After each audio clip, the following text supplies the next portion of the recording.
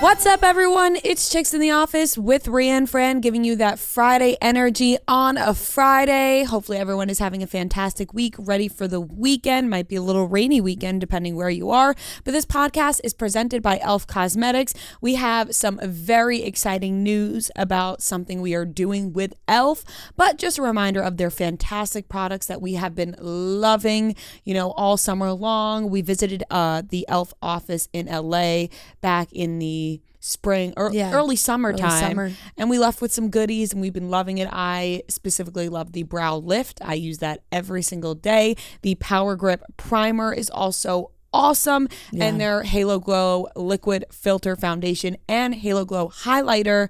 I love their highlighter as well. Absolutely obsessed. Cannot go without it. If I'm doing a full glam moment and I want my makeup to stay all night long, Power Grip Primer for sure. It makes my makeup last all day long. I mean, Wednesday I did my makeup. Birthday, early in the day I did it. All day long. Looked amazing. Didn't have to do any touch-ups. Went home. Went to dinner. Didn't have to do any touch-ups. Went to sleep. Honestly, I fell asleep on the couch. And when I woke up, it still looked amazing at 1 a.m. So it really lasted all day. Looks amazing. It truly is Power Grip. Yeah, it does. It keeps everything like, there's no movement, which is exactly what you want from your primer. So the primer's amazing. The, like you said, Halo Glow Liquid Filter, fantastic. But we did tease this a couple times earlier, like you said, Rhea, that earlier this week, we've been teasing it the last couple of weeks, but we have a really exciting announcement with e.l.f. next Saturday, September 30th. Chicks in the Office, that's us. Yep. We'll be taking over the Orange Crate in Syracuse, New York from 10 a.m. to 1 p.m. with e.l.f. We would love you all to come out and have some fun before the Syracuse-Clemson game. Big game. The setup is going to be amazing. There will be an e.l.f. glow-up bar, an awesome and sporty photo moment, great product samples. So we can't wait to see you there. Yeah. So if you are in the Syracuse area, maybe you're going to the game, you're a Syracuse student, come meet us. Let's hang. Let's chill. It's going to be a lot of fun. We're just going to hang out all morning, early afternoon. Sorry, I can't get my words out. September 30th in Syracuse. So if you're around that area, come visit us. Let's hang from 10 to 1. And as always, head to elfcosmetics.com to learn more. Check out all their products. You could also get their app, the e.l.f. Cosmetics app. I'm really rocking it today. I put my e.l.f. sweatshirt on. Sweatshirt on with our e.l.f. set. I love that sweatshirt so much. It is a great sweatshirt. It's really comfortable, and it's always 0 degrees in here. So I have a long sleeve shirt on underneath this, and I still needed a sweatshirt. It's actually freezing in the studio every single day. I joked that in the winter when the heat comes on, then you'll see us in tank tops because it's been the opposite. We've been in jackets all summer. But yes, we really can't wait. Come see us and e.l.f. Next Saturday, September 30th. DM us if you plan on coming. We want to get excited about seeing you guys. And if you're using e.l.f. products, make sure you tag us and e.l.f. Cosmetics on Instagram, on TikTok. We love to see it. How are we doing? Your birthday was last night. Great. How did it go? My birthday was a success. I had a great day. We came in. We had a couple things to record. I had some goodies on my desk, which was very nice. You put together a beautiful birthday box for me, and boy, do you deserve more credit for your craftiness. Oh, thank you. Me and Marty had a full-blown conversation about it when you weren't at your desk. I was like, she did all this? And he was like, yeah, I'm impressed too. I was like, yeah, it was really good. All my favorite things, because you know me so well. Yes, yes I do. So it was very special, and I love that. I love getting little gifts like that. And it was like, I was digging in. I was like, one thing was just better than the next. There's something great about a box. Actually, my friend Hope said to me today, she was like, I was talking to her about making a box for something else, and she was like, "You really love making things." No, I'm you're like, it's not because crafty McCrafterson these days. It's just it's nice to give people something that or stuff, multiple little things that they can use every day. Yeah, like things you really like. A practical gift is always good, and it's when you put in the effort to make something to it. Always is very rewarding. I feel you deserve it. Thank you. So that was really nice. My sister left me flowers, and she wrote me a very nice card, which was very sweet. She spoke from the heart, which she doesn't normally do. Yeah, you Marianos No, she got a little the emotion, feelings come out every once in a No, while. literally, she was like, "You can read the card, but don't read it in front of me because I'll be embarrassed." Just like, okay. That's how I it feel goes, that with your but- siblings, though. You know what I mean? Like me and my sister are the same way. Yeah. The love is there. It's just, sometimes sometimes you got to put things in writing. It's just, it's easier. There's nothing like a good handwritten note. Nope. Yeah. Good card. It's always great. And then I went home and Joe and I went to dinner. We had a lovely dinner. A couple martinis. No big deal. You got me in the mood for a martini. I posted on my story that your birthday put me in I went and had a martini after work because I haven't had one in months. Yeah. Because I realized they get me way drunker than I would like sometimes. And that happened yet again yesterday. One really gets me. And then you remember it's straight vodka, so you oh no, you realize why. Yeah, we had I had two, and then we were about halfway through dinner and it was fantastic. We went to Barbuda, it was delicious. And we were like, we don't want to, I was like, should we get a glass of wine? We don't want a full bottle at this point. But they do the half the carafe. Yeah. So we're like, the carafe it is. That's the perfect size. So that was 2 glasses of red to finish the night, walked home. We put on one episode of Only Murders and I think I put on episode 6, which we can talk about. It's weekly watch report day, but I think I put on episode 6.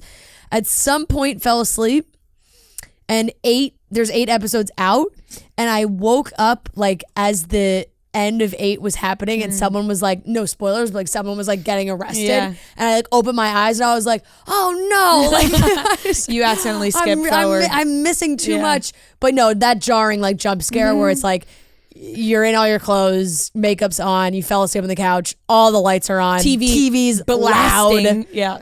And I was like, oh fuck. I had to get up, slowly, wash my face with my eyes closed, got to bed.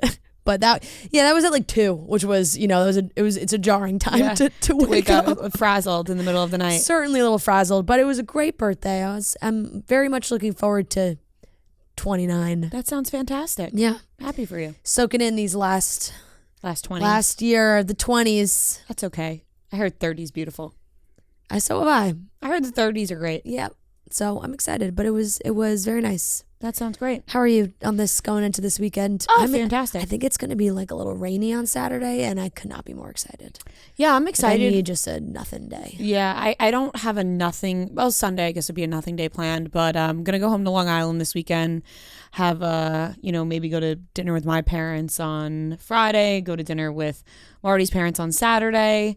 Just a couple dinners, and last night some good dins. Last night I got dirty martini, knocked me on my ass for whatever reason. I was I'm straight up. No, it's not. It's drunk. Why is this happening? A lot of the time, I think it's day of the week, and it's just a different alcohol hits me differently on different days. In the middle of dinner, I was like, I can't focus on eating my meal, and I fell asleep at 9:30.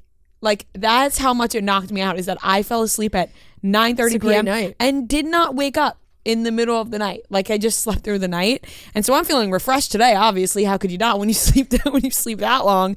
But yeah, I'm excited for the weekend. Just some family time, Long Island, the huge, and then next week we're going to Syracuse. So that'll be exciting. That'll be exciting. Sorry, I'm listening to you. I just realized planning just made me realize that my grandma texted me and I forgot to text her back. And I was like, I have to do that right now. Yeah. Isn't that the worst when you remember that somebody texted you something and you didn't answer, in my head, we're answer? trying to plan a brunch and there's just weddings coming up and people are busy, and she sent me a date and I went through my head of if I could make it work, and then I didn't answer, and then just talking about planning, I was like, oh shit, I gotta. That happens. Cannot leave me hanging like that. That reminds me of my grandpa texting me recently. He wrong texted me. Oh yeah. And he meant to text the lady, and he texted me. It's absolutely hilarious. It was so cute though. I was like, oh Baba, because I call one grandpa Nono and I call one grandpa Baba. Yeah. I don't know where Baba came from. I guess it probably stemmed from Grandpa. Because I think that is my there dad Italian heritage in that? No, he is Italian. No, I know he's Italian, no, but it's not. I think my dad called his grandpa Baba, and then it went down the line. Yeah. But he texted me like, "Hey Marie, are you free to like?" And I was like, "Baba, wrong number. But I hope you enjoy. But I please was have a lovely like, evening with Marie. please, I hope you and Marie have a fantastic time." Yeah, so That is so that's what's funny. going on. I was gonna, in the beginning of the week when you get ahead of yourself, right? Like I had this whole plan that I wanted to go out tonight, like Thursday night, because when I hit a streak of going out, like I went out last weekend. And it ebbs and flows with us because Totally, you get the bug. Because we get the bug where we go out a lot, and then we have live shows and stuff. So then we go through periods of time where on the weekend, like we're working, and so that we don't go out. And then there's the free time, like, and you're like, I'm gonna go out. Yep. And so beginning of the week, I was like, fuck it, let's go out Thursday night. Like I'm already planning Thursday night, and then I don't know, something. I think I must have woke up tired yesterday, and I preemptively canceled Thursday before Thursday came. When you sent me the text that you had already put out the feelers that you were like not into it, I was like, thank God.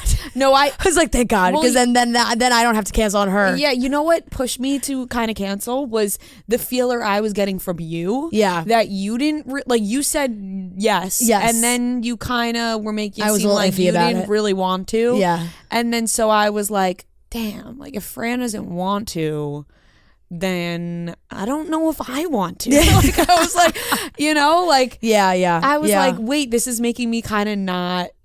I know. At first, it sounded like such a great idea, and then I was like, okay, Tuesday, Wednesday, went out to dinner, had some drinks, then I was like, do I really want to do Thursday before the weekend when I know like I'm going to be out in the weekend? And I was like, actually, no, I don't want to go. And when you have a group formed and then people start falling off, and then you're like, all right, well then I'm just going to hang out with my fiance. We'll just hang out, just us two, like we would, and and we enjoy that. Why not? You know what I mean? We don't have to force a club night. You know, when everyone's involved in a club night. I agree. You know, I did hit a personal milestone this morning that I'm very proud of myself. Let's hear it. You know I've been working with a trainer, Daniel, shout out Irish Yank, and when I first started, I said I really I want to be able to do. I would like to be able to do multiple push-ups, but I was like, I can't do one. Like I want to do a good form push-up that is like well done, and then I was like, I want to be able to do one pull-up. The pull-up maybe will never happen. We'll see. Pull-ups are really fucking hard, but I nailed my perfect form push-up this morning, and I was very proud of myself. So I'm really proud of you. I actually am, but I want to say, and this is not like, I don't want this to sound like I am making fun of you. It's a genuine question. Yeah. You couldn't do one push-up? No. That shocks me. Nope.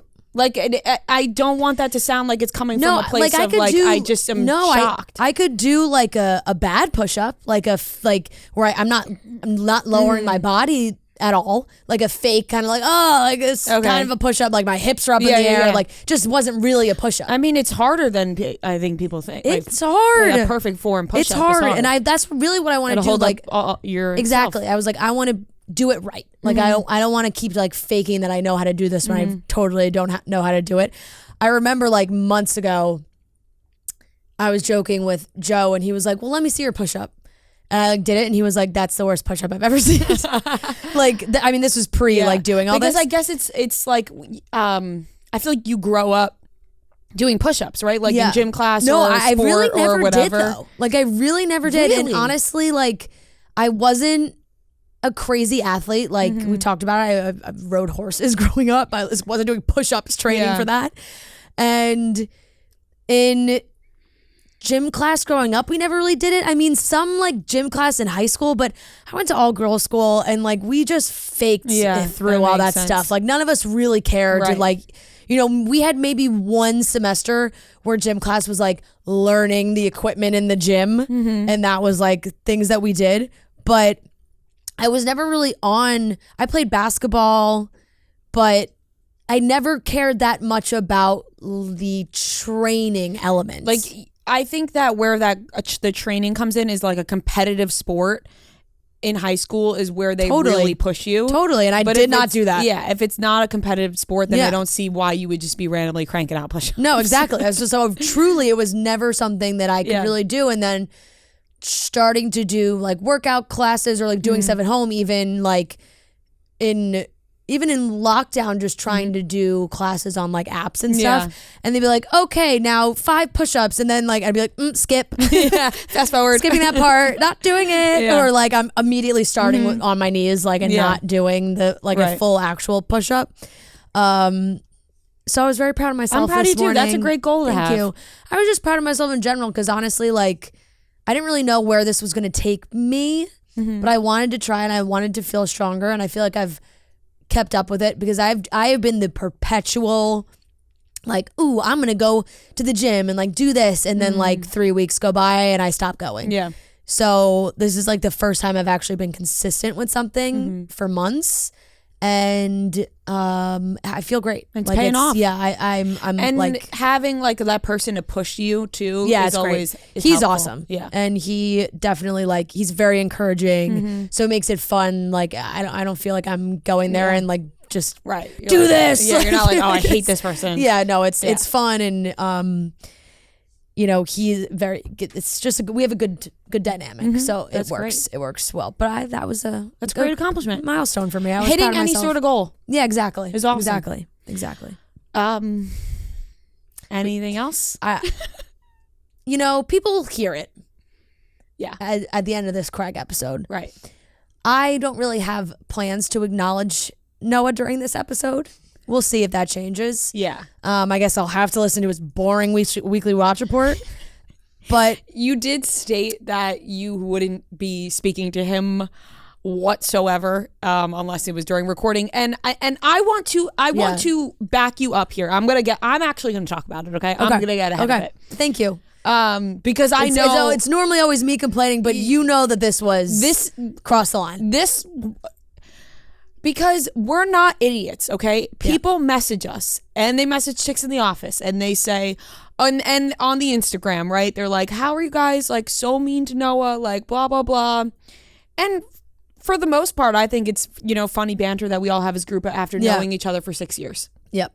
And we, you know, we are aware of that. But also, this is a business. Okay, I know. I'm just saying from the standpoint of I just want to comment on the standpoint of the listeners. Noah has a voice on the show, and so it feels like, you know, he's, you know, a part of the show, but he is our producer, and there are things behind the scenes that we have to work through and talk through, and that sometimes can be frustrating, and then that frustration translates from mostly me on the show sometimes, and that's where it like can get murky because nobody sees those conversations. They just hear us talking about pop culture on the show, and it's like, and they're like lighthearted, and why are they being so snippy? Yes. Now, what Noah did this time around was on camera. Yeah. And so that is why we are talking about it on the show, because it is something that literally happened in the middle of recording. Yeah. And we get to it because it's literally in the middle of the show. We had an interview with Craig Conover, who is a friend of ours. Yeah. So, you know, and Craig was running a little late. Mm-hmm. And Noah told us that he had a haircut at 4:30. Yeah. Now, we have all been in the position before where we have had appointments that we have missed due to the fact that we have to work. Like, it's not like a cosmetic. Yeah, like not a haircut, a nail appointment. Do or die missed appointment. Like a doctor appointment where it's like, I must get to the doctor. Yeah, like I'm ill and this is the only appointment I got, and I have to go to the doctor. There. Different. Haircut, nails, whatever. Yeah. We've all been in that situation. We're like, oh, fuck, we're going to miss this appointment. Got to miss this appointment. Have to, work. Yeah. In the middle of the Craig, which, by the way, a Bravo rep was here with Craig. In the middle of the interview with Craig, Noah just got up and walked out of the room. And, you know, time had gone by. We're still talking with Craig. Right. And we thought maybe he went to the bathroom. Yeah, I thought he maybe had a bathroom emergency. Yeah. And so time went Couldn't by. hold it in anymore. And I made a joke where I was like, did Noah get up and go to his haircut? Complete joke, not thinking Noah would ever actually do that because Noah's very good at his job. Yeah. Noah did do that. He just got up in the middle of recording with Craig, an interview with a guest where he is the producer of the show. Got up in the middle of the recording, did not text me or Fran, texted Sarah asking her to, wrap up when we wrap up and that he'll be back, but he's going to get his haircut.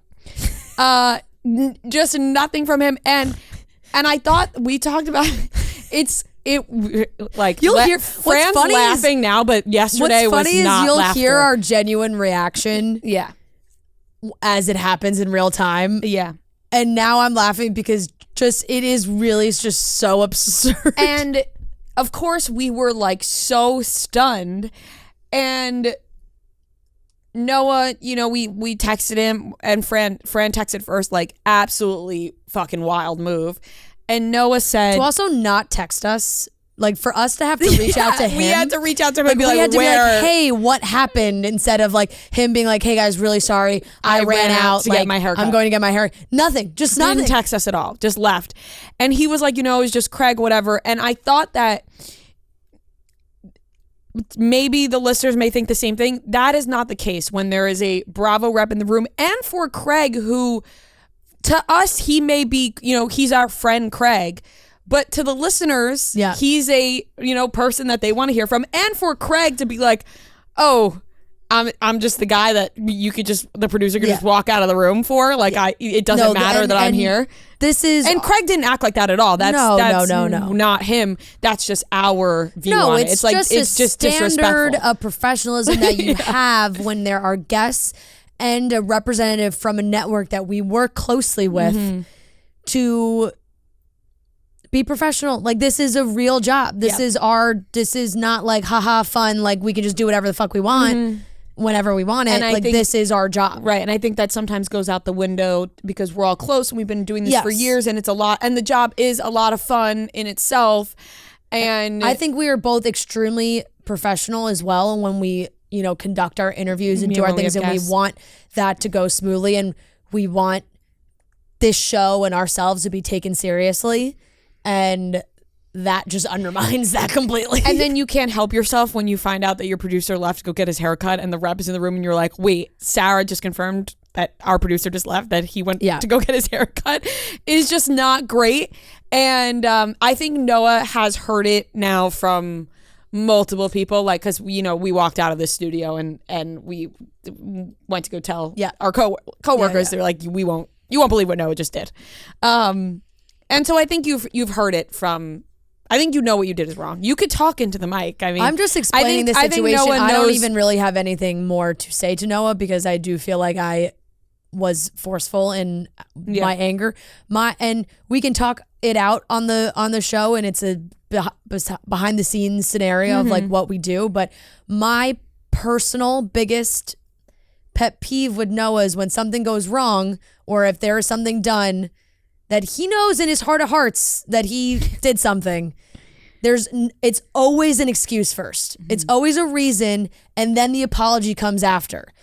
If we had texted him yesterday and said, which we did, wild, I can't believe you did that, and he immediately was like, you guys are right, I'm sorry, that was crazy, I shouldn't have done that, really wouldn't have been that big of a deal. Like, I mean, we still would have been mad, but I think I would have been like, wow, he owned up to that being wrong. Immediately. Instead, it was, I was gonna get charged for my haircut, and it's just Craig, so thought you guys were wrapping up anyway. I was like, that is a slew of really bad excuses, and I would actually just like a genuine apology. And he just texted us, sorry, just sorry. You could try a little harder. Yeah. I have a question, Sarah. Because you saw our reaction, did you? And this is, we're not going to be mad at you, but did you let Noah know, like, hey, they're not happy? No. She said no. She said no. Yeah. I was curious if you were like, which I would have understood if you were like, by the way, they're not happy. I would have understood that relay of messages. Stay out of it. Yeah, because it was a tough one for the team yesterday. It was, and people may wonder, why are we airing this out on the podcast? I just feel like that's kind of stuff we do here, No, we definitely do. All the other shows do it. Like, at Barstool, it's nice to be transparent. And Noah is a massive part of the show, and also on mic. Yeah. So this is some explanation. This is the scenario where people are like, oh my God, you guys are being so snippy with him for no reason. When I'm giving context to why, I was like, I'm not really your biggest fan today. I'm not meaning to laugh, But it's one of those ones that shocks you so hard that you can't help but giggle about it. Yep. So, and everyone had the same reaction. Yeah. I will say. Anything? I mean, no. I all I can say is I'm sorry. Yeah. And that it won't happen again. Yeah.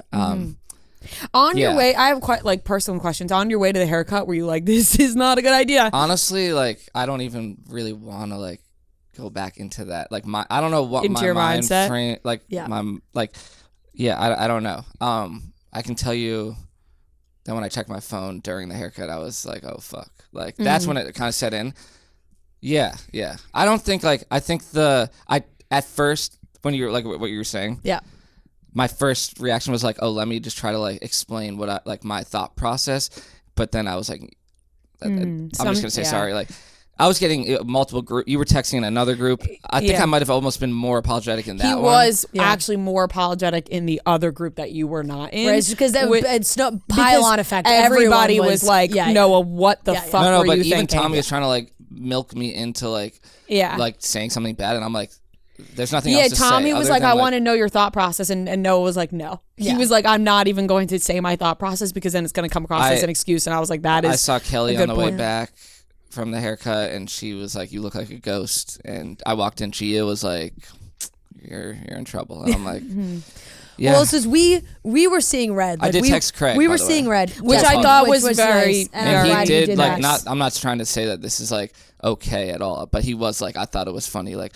No, definitely. for him, in it's the moment, funny. I'm sure you listened back. Like we were all kind of like, oh my god. No, right. I feel bad. Like, yeah, no, it like I. Here's But the thing, Craig I should be understand- treated like any other guest, and if that was any other guest, I wouldn't you have would done not it. have done that. Yeah, and that's me. Right. Craig. Yeah, and I think that's where it comes from. Where it's like, yes, it could be looked at as like funny, and like you're like so shocked that it's funny, and like as a guest, whatever. But then when you remember, like you said, like this is a business that we're running here, it's like you can't just do those things. No. Even if it turns out to be content and funny, I think that's where like things can get blurred. But no, but I was saying we did walk out of the studio, and honestly, we were gonna wait for you to come back from your haircut, and then Sarah we were like, texted we me, can't even. We were like, I can't even wait. Like we were waiting around for you because we were That would've seeing been red. scary. We went out to the desk and we were like, you guys are not gonna believe what just happened. What would you have done if you were here when I came back? Just yelled at me. Yeah, probably. I think Fran would have had some choice words for you. I would probably been pointing like. With I haven't felt that scared in a while. I'll say that. I wasn't doing well yesterday. Good.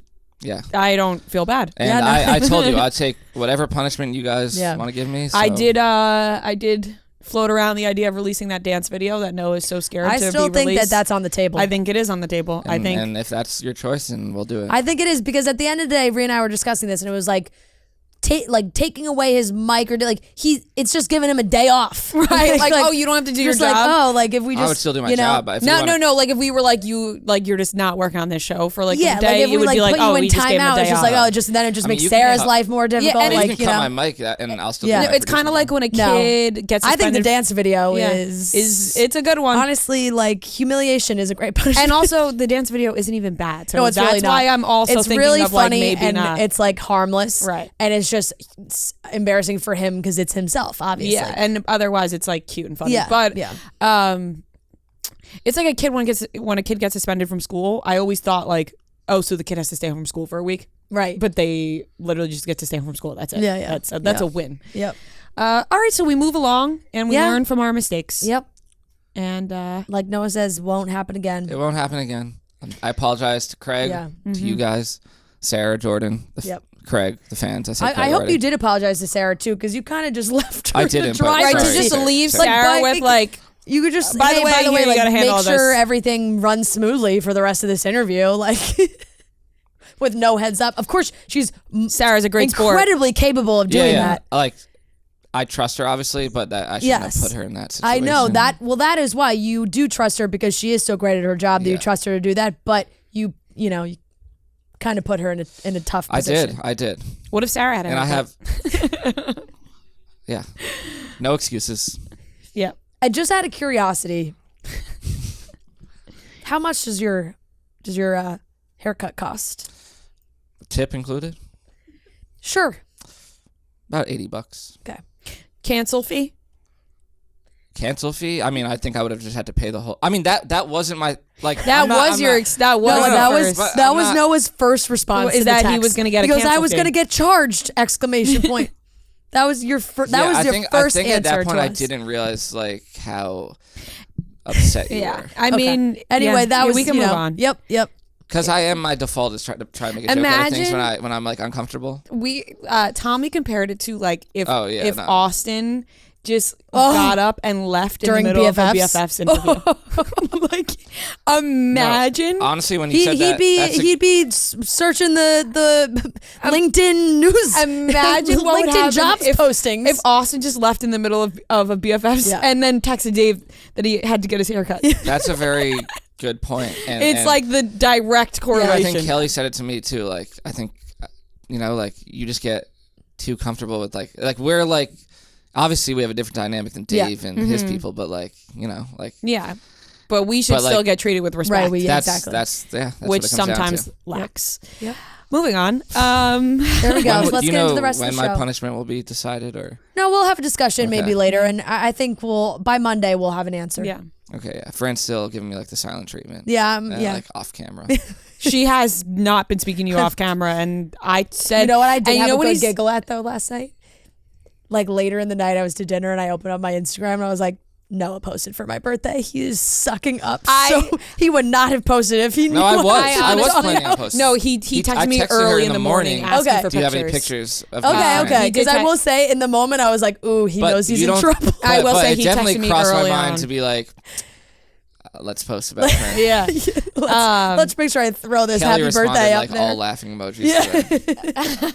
I did reshare it. I thought about not. Yeah. Oh, I texted Tommy and Kelly like, thank God. she Yeah, reshared it. I thought about not resharing, but then I was like, that's So too you much, texted Tommy and Kelly in a side group without me, even though Because you're mad. You're mad at me too. You're not. I'm not gonna text No, I know, you yeah, that yeah. like, oh, thank God, Fran. Like, you're also mad at me. So. Yeah. Yeah, no, I'm with Fran, and I thought it was really funny that when Fran said she was giving you the silent treatment off camera, and you said, "How long is this going to go on for?" And I literally was like, "However long she wants it to." Yeah. Like, We recorded something else like that's not gonna come out for like a while, but. And even on that, like whenever that does come out, you could You'll tell. know. You'll tell. feel the tension. Fran's like not looking over here. Able to tell. Yeah, Fran, you didn't look in his. You know, I cannot fake my Which emotions. I'm I not cannot trying to- fake I my respect emotions. that. No, you can't. I respect it too. I'm not trying to like.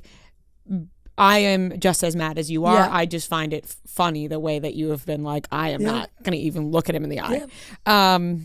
All right. Let's get into the topics, why don't Let's we? do That it. was the little session, let out our feelings. Yep. Okay, we are going to be talking about Sophie Turner and Joe Jonas. Of course, there's more news that is coming out. Sophie Turner sued Joe Jonas over the kids. She wants them to be in England. Joe has kept them in the U.S. Apparently, he's hiding their passports. Yeah, and Joe keeping the swiftly kids. put out a statement. And then so- right after that, there's a whole back and forth. Sophie Turner was also seen out to dinner with Taylor Swift. That was everyone's talk of the town this week. Kim Kardashian and Odell Beckham apparently are hanging out. Fine. Yeah. And Halsey and Avan, I don't know how to pronounce his name. Avan? That's probably it. And I don't know how to pronounce his last name either. Nope. Sometimes when I just, I don't want to sound like an idiot. It's Jogia. Joy. So I just don't want to sound like an idiot if I No, pronounce I it believe wrong. me. I also have absolutely no idea. Which is, was he married? First thing that pops up is Avan Jogia. Jogia? Looking at the phonetic of this, and sometimes Google also is just so wrong as well with that. But haven't seen him since Victorious. Yeah. All right. And we also have Weekly Watch Report and a great interview with Craig. And then the awkwardness comes. And you'll hear it all happen. Yes. And we're going to leave it in because we're a transparent group. Yep. All right. Let's get into the topics. Game Time is the exclusive ticketing partner of Barstool Sports. Created by fans for fans, Game Time is the ticketing app that makes it easier than ever to score last-minute deals on tickets to sports, concerts, and shows, and they guarantee the lowest price. We've all been to shows, concerts, sporting events, all thanks to Game Time. We went to the U.S. Open for the first time last year thanks to Game Time, and I went to 21 Savage and Drake this summer thanks to Game Time. Noah has been to a million concerts thanks to Game Time, and so has Fran. And it's all possible with the Game Time app. The biggest last-minute price drops can be found on the seats you thought you could never buy. They'll even credit you 110% of the seat price if you can find a better deal elsewhere.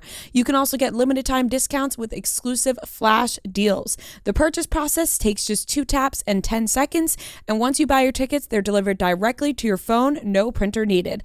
This app also allows you to easily share tickets with friends via text, so you can get into the game seamlessly. Skip the hassle and enjoy the moment with Game Time. Download the Game Time app or go to the website, enter your email, and redeem code CHICKS for $20 off your first purchase.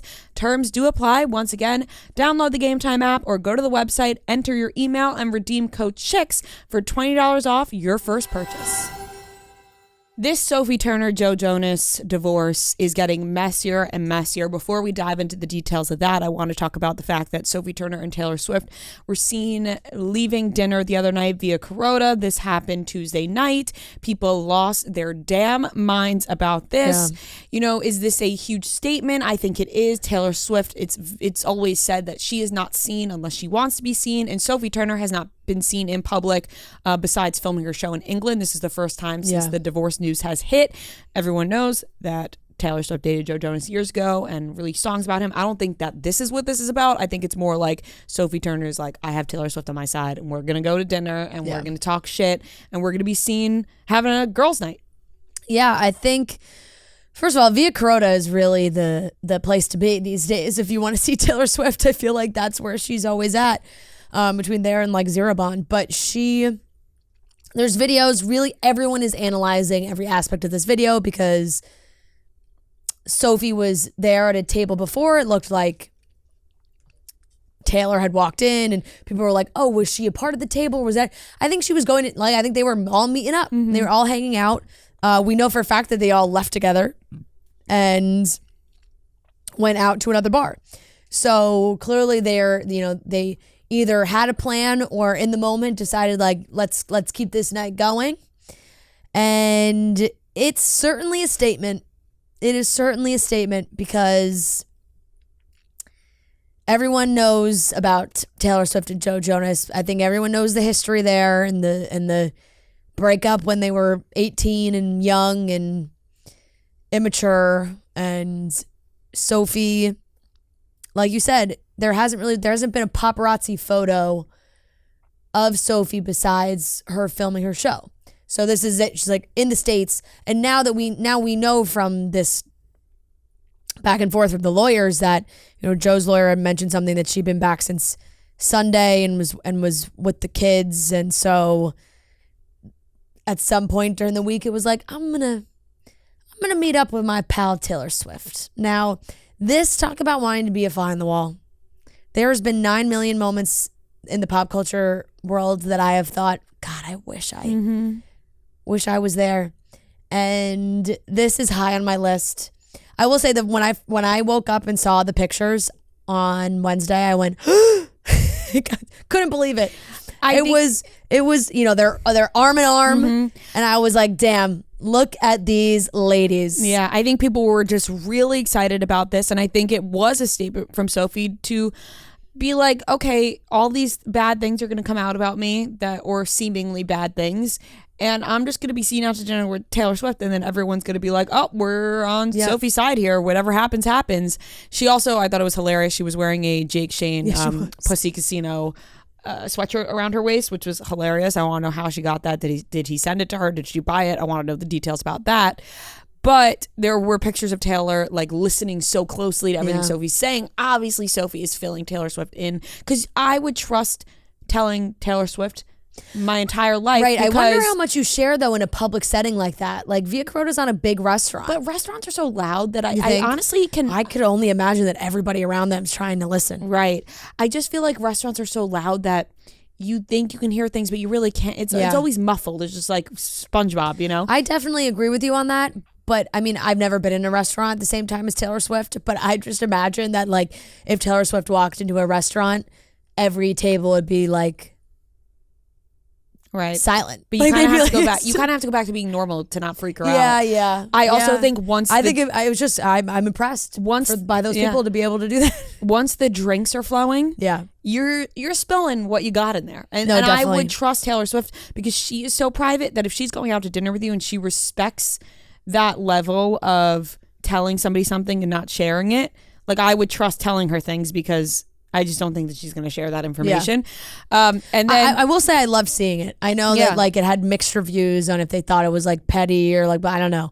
I just thought that was just a couple ladies. Yeah. They've been with the same guy. They can talk, and Taylor knows a very different version of Joe. You know, like they dated when they were 18. Like it's just like a different so long ago, a different time, and you know, both going through big breakups. Yeah, and you're like Taylor, it's been months 18-year-old Joe Jonas versus like 30-year-old married with children Joe Jonas. They're different people. Maybe they that's what I'm saying. Maybe they can laugh to be like, oh my God, he still does that. Yeah, you know. Yeah, I don't know if it's too much of Taylor talking about her past with Joe or more Sophie I think filling it's Taylor in.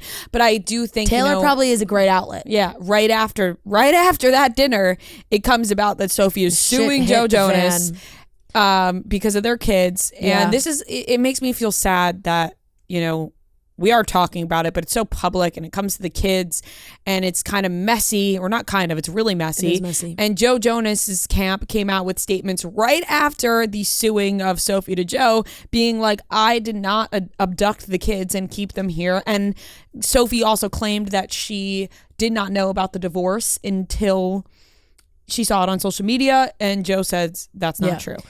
I want to read this whole thing though, because I feel like there's a lot of details and I don't want to miss anything, where Sophie filed the lawsuit in a Manhattan court Thursday, which is different. Obviously, Joe filed the divorce papers in a Florida court, requesting to secure the immediate return of children wrongfully removed or wrongfully retained, is what the document said.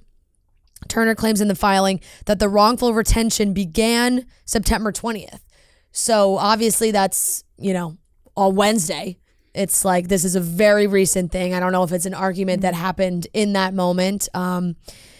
Turner also claims she and Joe agreed over Christmas 2022 that they would make the UK their forever home and would begin looking for schools for their older daughter Willa in the country. The parties were both excited for the family's move to England, the document states. And this is kind of what I said too also when we talked. Like, I was like, about this, I was like, Sophie has made it clear in interviews in the past couple of years that like endgame, she would love to be in England. And you obviously make sacrifices and compromises when you're in a relationship, but when that relationship ends and that bond ends, like both people are going to be extremely selfish, which is what I was worried about, of like some kind of custody battle where they like want their children to be in different countries, which is just so hard. So the now former couple ultimately found the perfect home in the English countryside, which is why they put their Miami estate up for sale and began a long-term rental contract with plans to purchase the property. They officially relocated from Miami to England on April 10th, 2023, the document states, noting that Turner began filming the miniseries Joan nearby that summer, and Joe obviously started his tour August 12th, so it's basically alluding to them being in agreement that they would be in England and making those moves to be in England. Joe and Sophie agreed with hesitation to have their daughters travel with Joe because despite his nightly performance commitments, he had more free periods during the day to spend with the kids while they were awake. Logistically, that makes sense. Sophie is filming a show during the day, busy hours, long hours. Joe is on tour, but a concert starts at 8 p.m. Kids are asleep. The children would then at least be able to spend some time during the day with one of their parents until the mother finished her filming commitments, the documents explain, noting that the daughters' travel on tour would only be a temporary arrangement. However, the breakdown of the marriage happened very suddenly following an argument on August 15th, Joe's birthday, the document states. That's also so crazy. Like, I can't believe it was a month ago. Like, so what a shitstorm in 1 month where everything just crazy. So Joe filed for divorce on September 5th, which Sophie claims she found out about through the media. According to the docs, the musician and actress met up to discuss their separation 2 weeks later. Turner claims she reiterated their plan to have the kids move to England, but alleges that Jonas is withholding the youngsters' passports so they can't leave the U.S. The father has possession of the children's passports. He refuses to return the passports to the mother and refuses to send the children home to England with the mother. According to the filing, Joe's attorney then confirmed on September 19th that he won't return the passports or consent to the daughters moving across the pond, prompting Turner's lawsuit. She also intends to file a similar lawsuit in the UK where her case would allegedly be a breach of her custody rights. So it's interesting because the headlines is like they use the word abduct and things like that, but it sounds like they have both seen the kids, but Sophie is saying that Joe is the one in possession of their passports and is not giving them up. Within an hour, like a fast turnaround, I would say, Joe put out a statement or whatever, a representative of Joe Jonas put out a statement. After multiple conversations with Sophie, Joe initiated divorce proceedings in Florida. As Florida is the appropriate jurisdiction for the case, Sophie was aware that Joe was going to file for divorce. The Florida court has already entered an order that restricts both parents from relocating the children. Sophie was served with this order on September 6th, 2023, more than 2 weeks ago, which is why it's like where you file things is so important too. Like that happened in Florida and the Florida judge says, oh, you can't leave with the kids, but now she files this in Manhattan. Okay, and then it says, Joe and Sophie had a cordial meeting this past Sunday in New York when Sophie came to New York to be with the kids. They have been with her since that meeting. Joe's impression of the meeting was that they had reached an understanding that they would work together towards an amicable co-parenting setup. Less than 24 hours later, Sophie advised that she wanted to take the children permanently to the UK. Thereafter, she demanded via this filing that Joe hand over the children's passports so that she could take them out of the country immediately. If he complies, Joe would be in violation of the Florida court order where the Florida judge said, you know, neither of you can take the kids out of the country. Joe is seeking shared parenting with the kids so that they are raised by both their mother and father, and is of course also okay with the kids being raised both in the US and the UK. The children were born in the US and have spent the vast majority of their lives in the US. They are American citizens. This is an unfortunate legal disagreement about a marriage that is sadly ending. When language like abduction is used, it is misleading at best and a serious abuse of the legal system at worst. The children were not abducted. After being in Joe's care for the past 3 months of the agreement of both parties, the children are currently with their mother. Sophie is making this claim only to move the divorce proceedings to the UK and to remove the children from the US permanently. Joe has already disavowed any and all statements purportedly, I'm not saying that right. Anyway, made on his behalf that were disparaging of Sophie. They were made without his approval and are not consistent with his views. His wish is that Sophie reconsider her harsh legal position and move forward in a more constructive and private manner. His only concern is the well-being of his children. So, I mean, look, this just took a messy turn. And when you have to get the divorce lawyers involved and the courts involved, which is, you know, honestly, normally how, not normally, but it's how a custody battle can go down. And you have to, that's why these people have these jobs, because they are the ones that make these hard and fast rules when the parents can't come to an agreement. And from both views, I kind of feel like it seems that Sophie had a plan. She wants the kids in the UK. They had discussed that plan. The plan was agreed upon, which I do kind of think is true. And it all has fallen apart since this has ended. And now she's like, well, I'm still taking the kids to England. And it's like, whoa, we have to like hit the brakes for a second and actually figure out how this is going to work. Mm-hmm. The whole thing is messy, and even messier that it's all public. Yeah. There's so many opinions that are being thrown out there. And the last time we talked about this, I said, hopefully they can just like do this more privately. And that does not seem to be the case.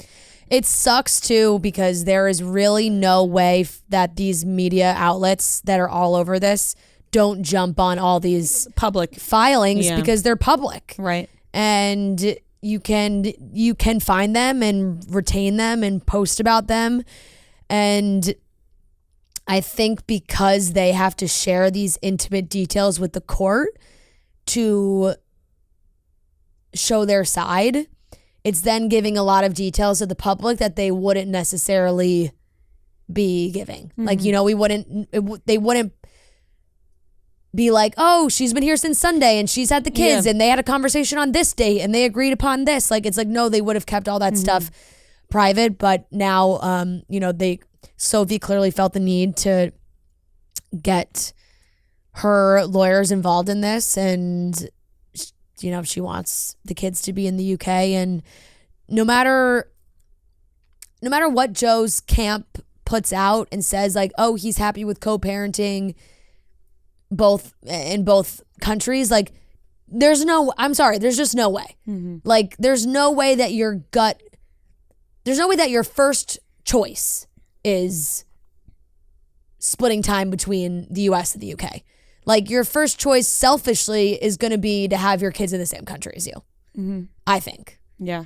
And you may have to settle for having it that way, and, you know, having the kids have to split the time, but then it gets really silly, and I'm about to make a terrible joke. What is it? But not even a joke, but, you know, look at the Parent Trap. What are you gonna do? Have her 6 months in California and then 6 months in London, and have them go to different schools? It's confusing. It's confusing. Two different countries can be very confusing. That's very hard, and especially when if Sophie really wants the kids to go to school in the UK, like, that's obviously a majority of the year. Whole different school system. Yeah, and it is just kind of what we had said, where we just hope that this doesn't turn into a tough custody battle, and it just sadly feels like it's moving in that direction. As far as the finding out about the divorce in the media, I don't know about that.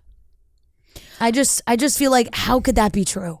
Yeah, I am not 100% sure I believe that one. Yeah, I don't know. That's really hard, and it's not.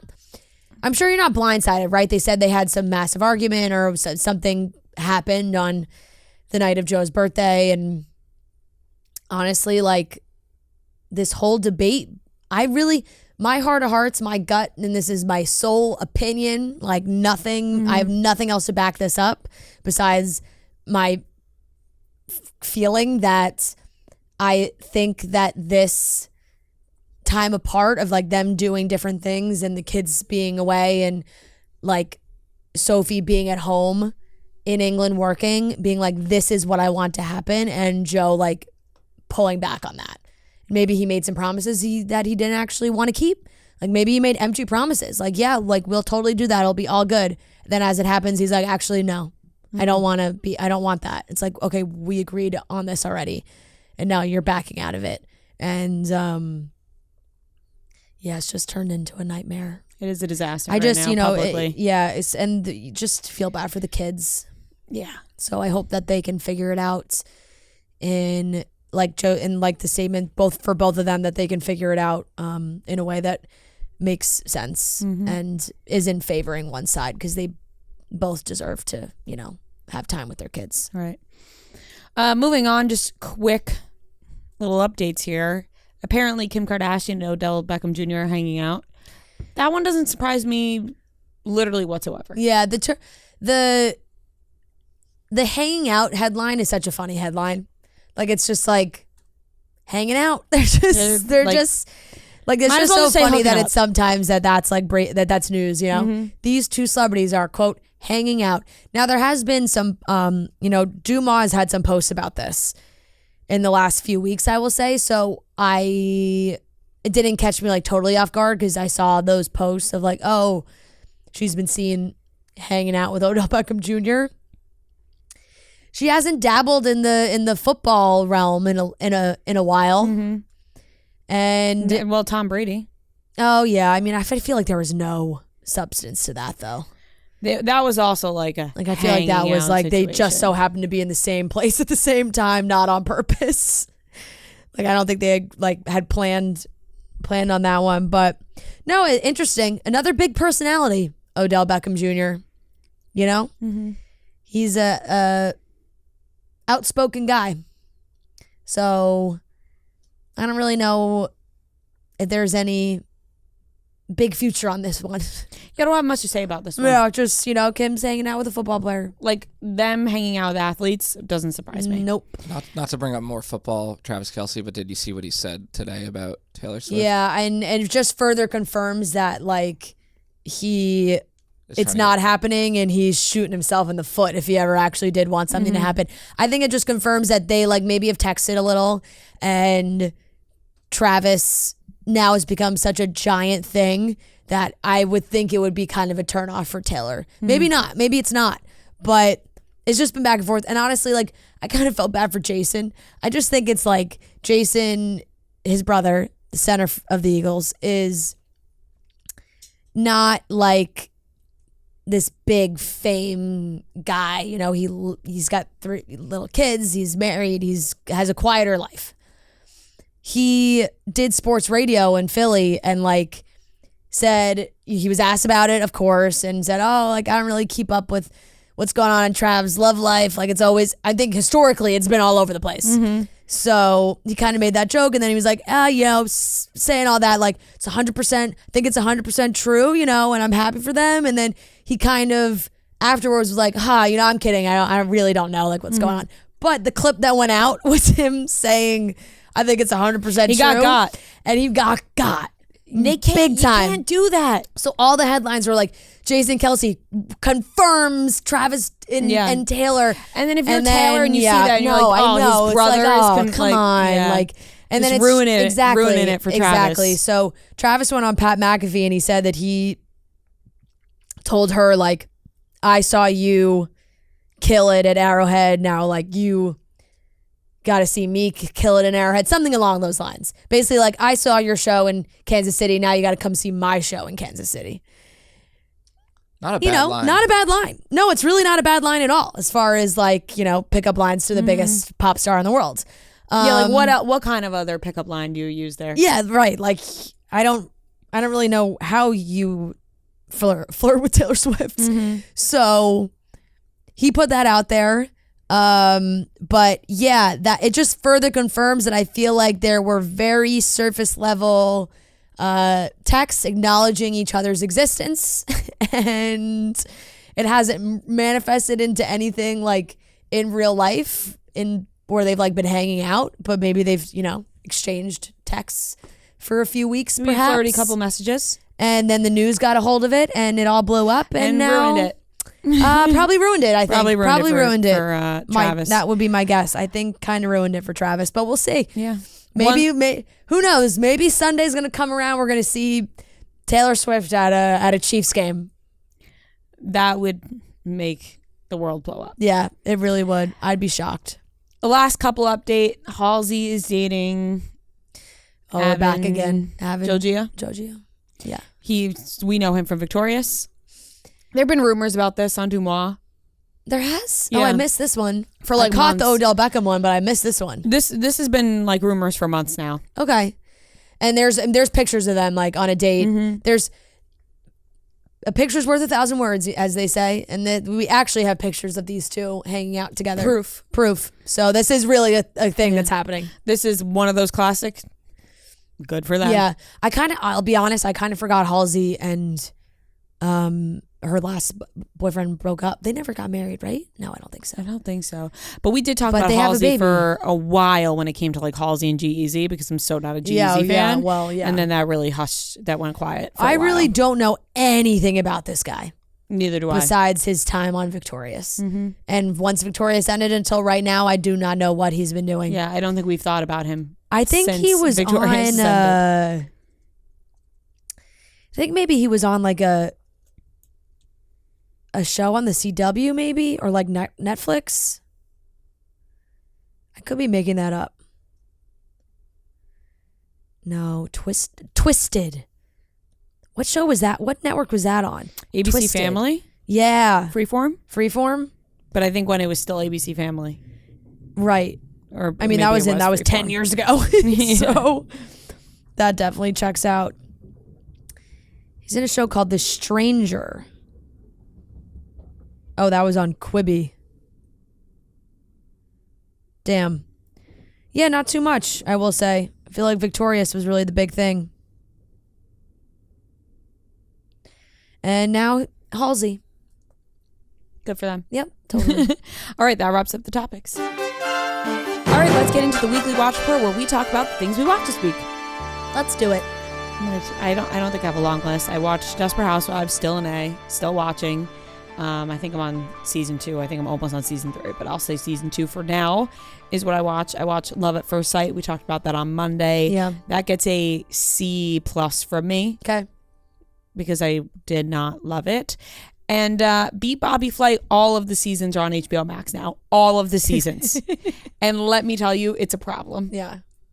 And That's a perfect show to fall asleep and It wake is. up at 2 a.m. and it's still going. yeah, that show's a B. Yeah. That's Beat Bobby Flight is just A B for Bobby Flay. B. Yeah, B B for stands Beat for Bobby.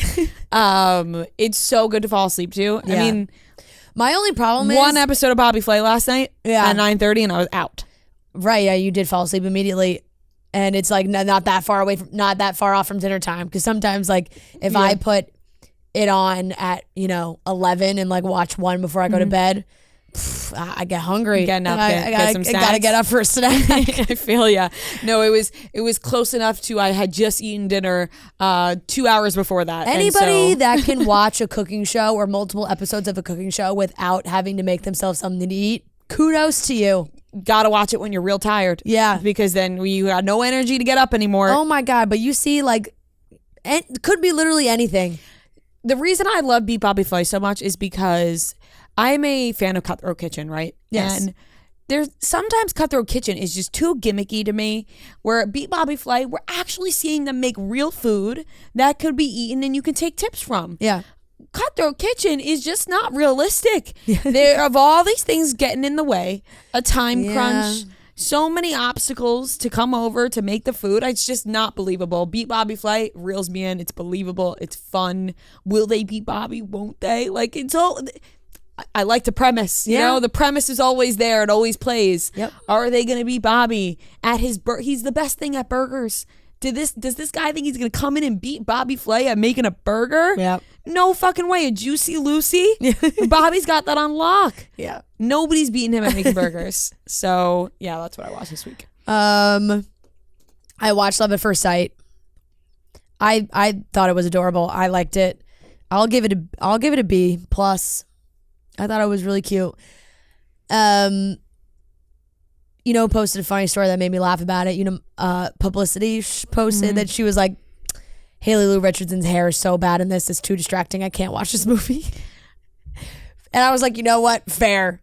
It was a tough haircut. Listen, Publis, I will say. speaking the truth. Speaking the truth. It was a distracting haircut. But here's my thing. I am just a sucker for love, for a love story, for a leading man. So he roped you in. I didn't even know. I love her. I honestly, I like her. I don't really know too much about him. I love Haley. I think Haley's great. So that is what pulled me in initially, because I did really like the one that she did with Cole Sprouse. What was that? 6 Feet Apart? Yeah. That one made me cry when I watched that on a plane. Stupid. And he's British. Love a British accent. Yeah.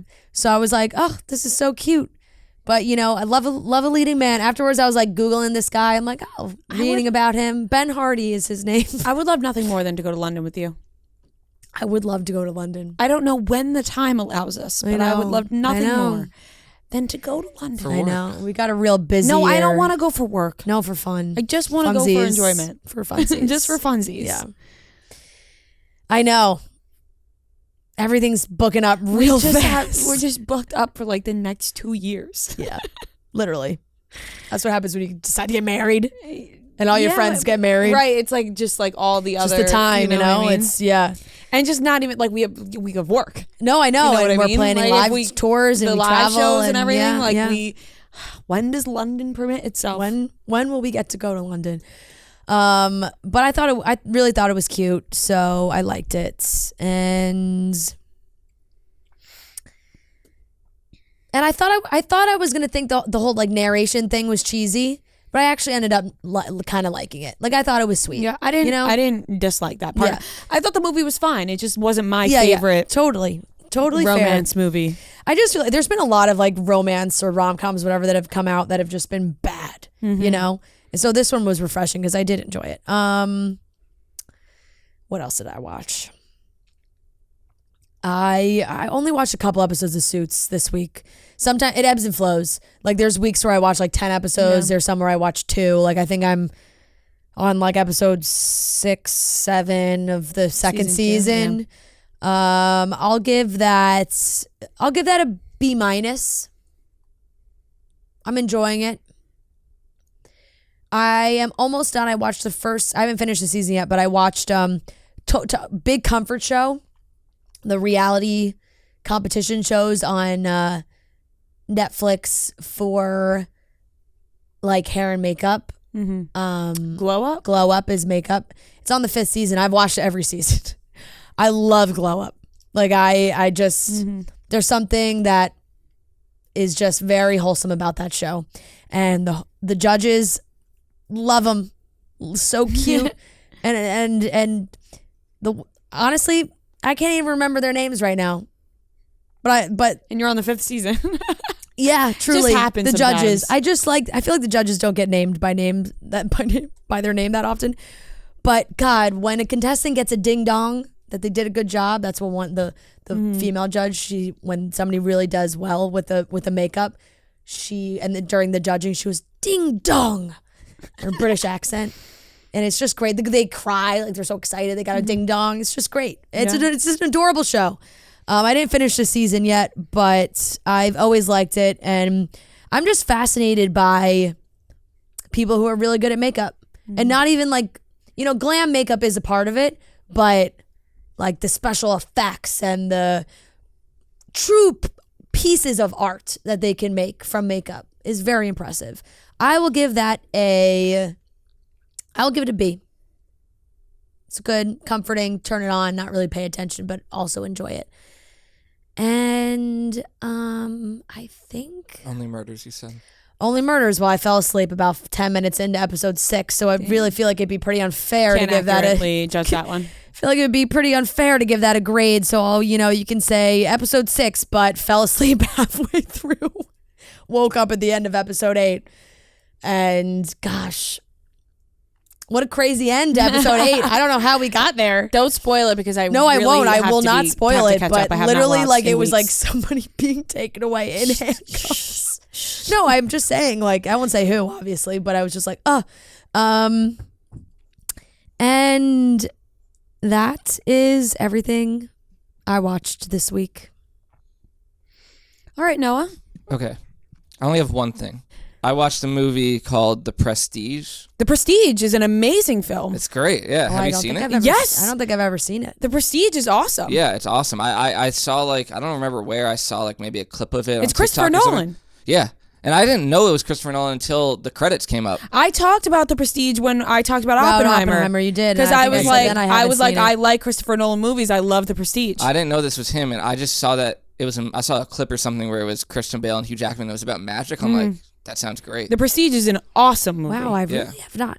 It's great. I can't believe I haven't seen that. It's a really good movie. What? Scarlett Johansson. Can you watch Michael it Caine. on? No, I had to pay. It was Prime. I had to rent it. It's not free anywhere. Damn. But yeah, very, very good. Well, it will be on Showtime on Tuesday, October 3rd at 5:45 p.m. If you can catch it. if you can catch that. Oh, Like it says I Googled it. It says on TV soon, Tuesday, October 3rd, 5:45 p.m. Channel Showtime East. Yeah, The Prestige is an amazing yeah, movie. I gave it a B+. Like, It's really good. I was like, this is a great movie. yeah. I love magic. Like, so. Well, because I remember Amazing. talking about it because you were like, well, maybe you just don't like Christopher Nolan movies. And I was like, no, that's not true. I've never not the heard case. of this with him for The some Prestige? reason. Like, it's never brought up when people talk about Christopher Nolan movies, I feel like as one of his better movies. Yeah, no, it's really good. I think I enjoyed it. Oh, no, I was going to say more than Oppenheimer, but I you definitely did. Yeah. We all know that's true. All I'm right. trying to think. Did I catch up? No, I haven't cut up on Housewives yet. You know what's tough is that actually I will say Thursday night is a big TV watch night for me. So it's always hard because we record in the afternoon and then I go home and I watch like 4 things and then I forget about it by the time it comes around to the next week. Like Thursday night's a big TV night for me. I did in my head think, should we start doing weekly watch reports on Mondays and trivia on Fridays? Like I thought about that the other day. I was like, because we watch a lot of stuff during the weekend, right? And then on Monday we get to work and we want to talk about what we watch. And it's the only time that we record in the mornings and not and it comes right out. And then I had that thought the other day. I was going to float it by you guys and then I just That's didn't. actually a compelling conversation that we should discuss. It is something that could be discussed for sure. Yeah. But anyways, that is... Because then it's like, it gives everybody stuff to watch for the week also. Right. Like, because we always come in on Monday being like, we watch this weekend. Yeah. Oh, but we have to wait. And things on streaming like always come out on like Thursdays and Fridays. Yeah. And Sundays. And Sundays. There, soon is a new Love is Blind season. Is that 22nd, today? Friday. Tomorrow? Woohoo! That was a genuine woohoo that just came out of me. I said, It really was. I said to myself, whatever sound is about to come out of you right now, just let it out. You know, whatever you feel is appropriate to be excited about a new Love is Blind season. Yeah. Let it come out of your mouth. I mean, I'm coming back around to my Monday nights. My network TV reality shows are coming back. Dance with the Stars, The Voice. Honestly, I'm pretty excited for Special Forces. It's always exciting when something that you love comes back on TV. Yeah, yeah. It's very exciting. Yep. Love is Blind. I Woohoo. don't really love The Voice judges though, so I don't know how much that's gonna keep me roped in. You got other things It's to fill the Reba. void. I loved Blake Shelton. Yeah. And they're bringing Reba in, and I don't have anything against Reba. I just don't really know Reba like I know Blake. Makes sense. Just have that familiarity. All right. Yep. That's it. That wraps it up.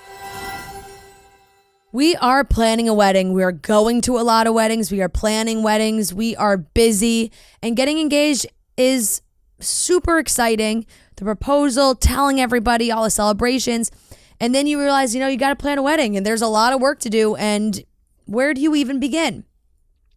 Well, the answer is Zola. If you've been to a wedding recently, you definitely know Zola. You've maybe even got one of their beautiful invites on your fridge right now. Honestly, I do. I have a bunch.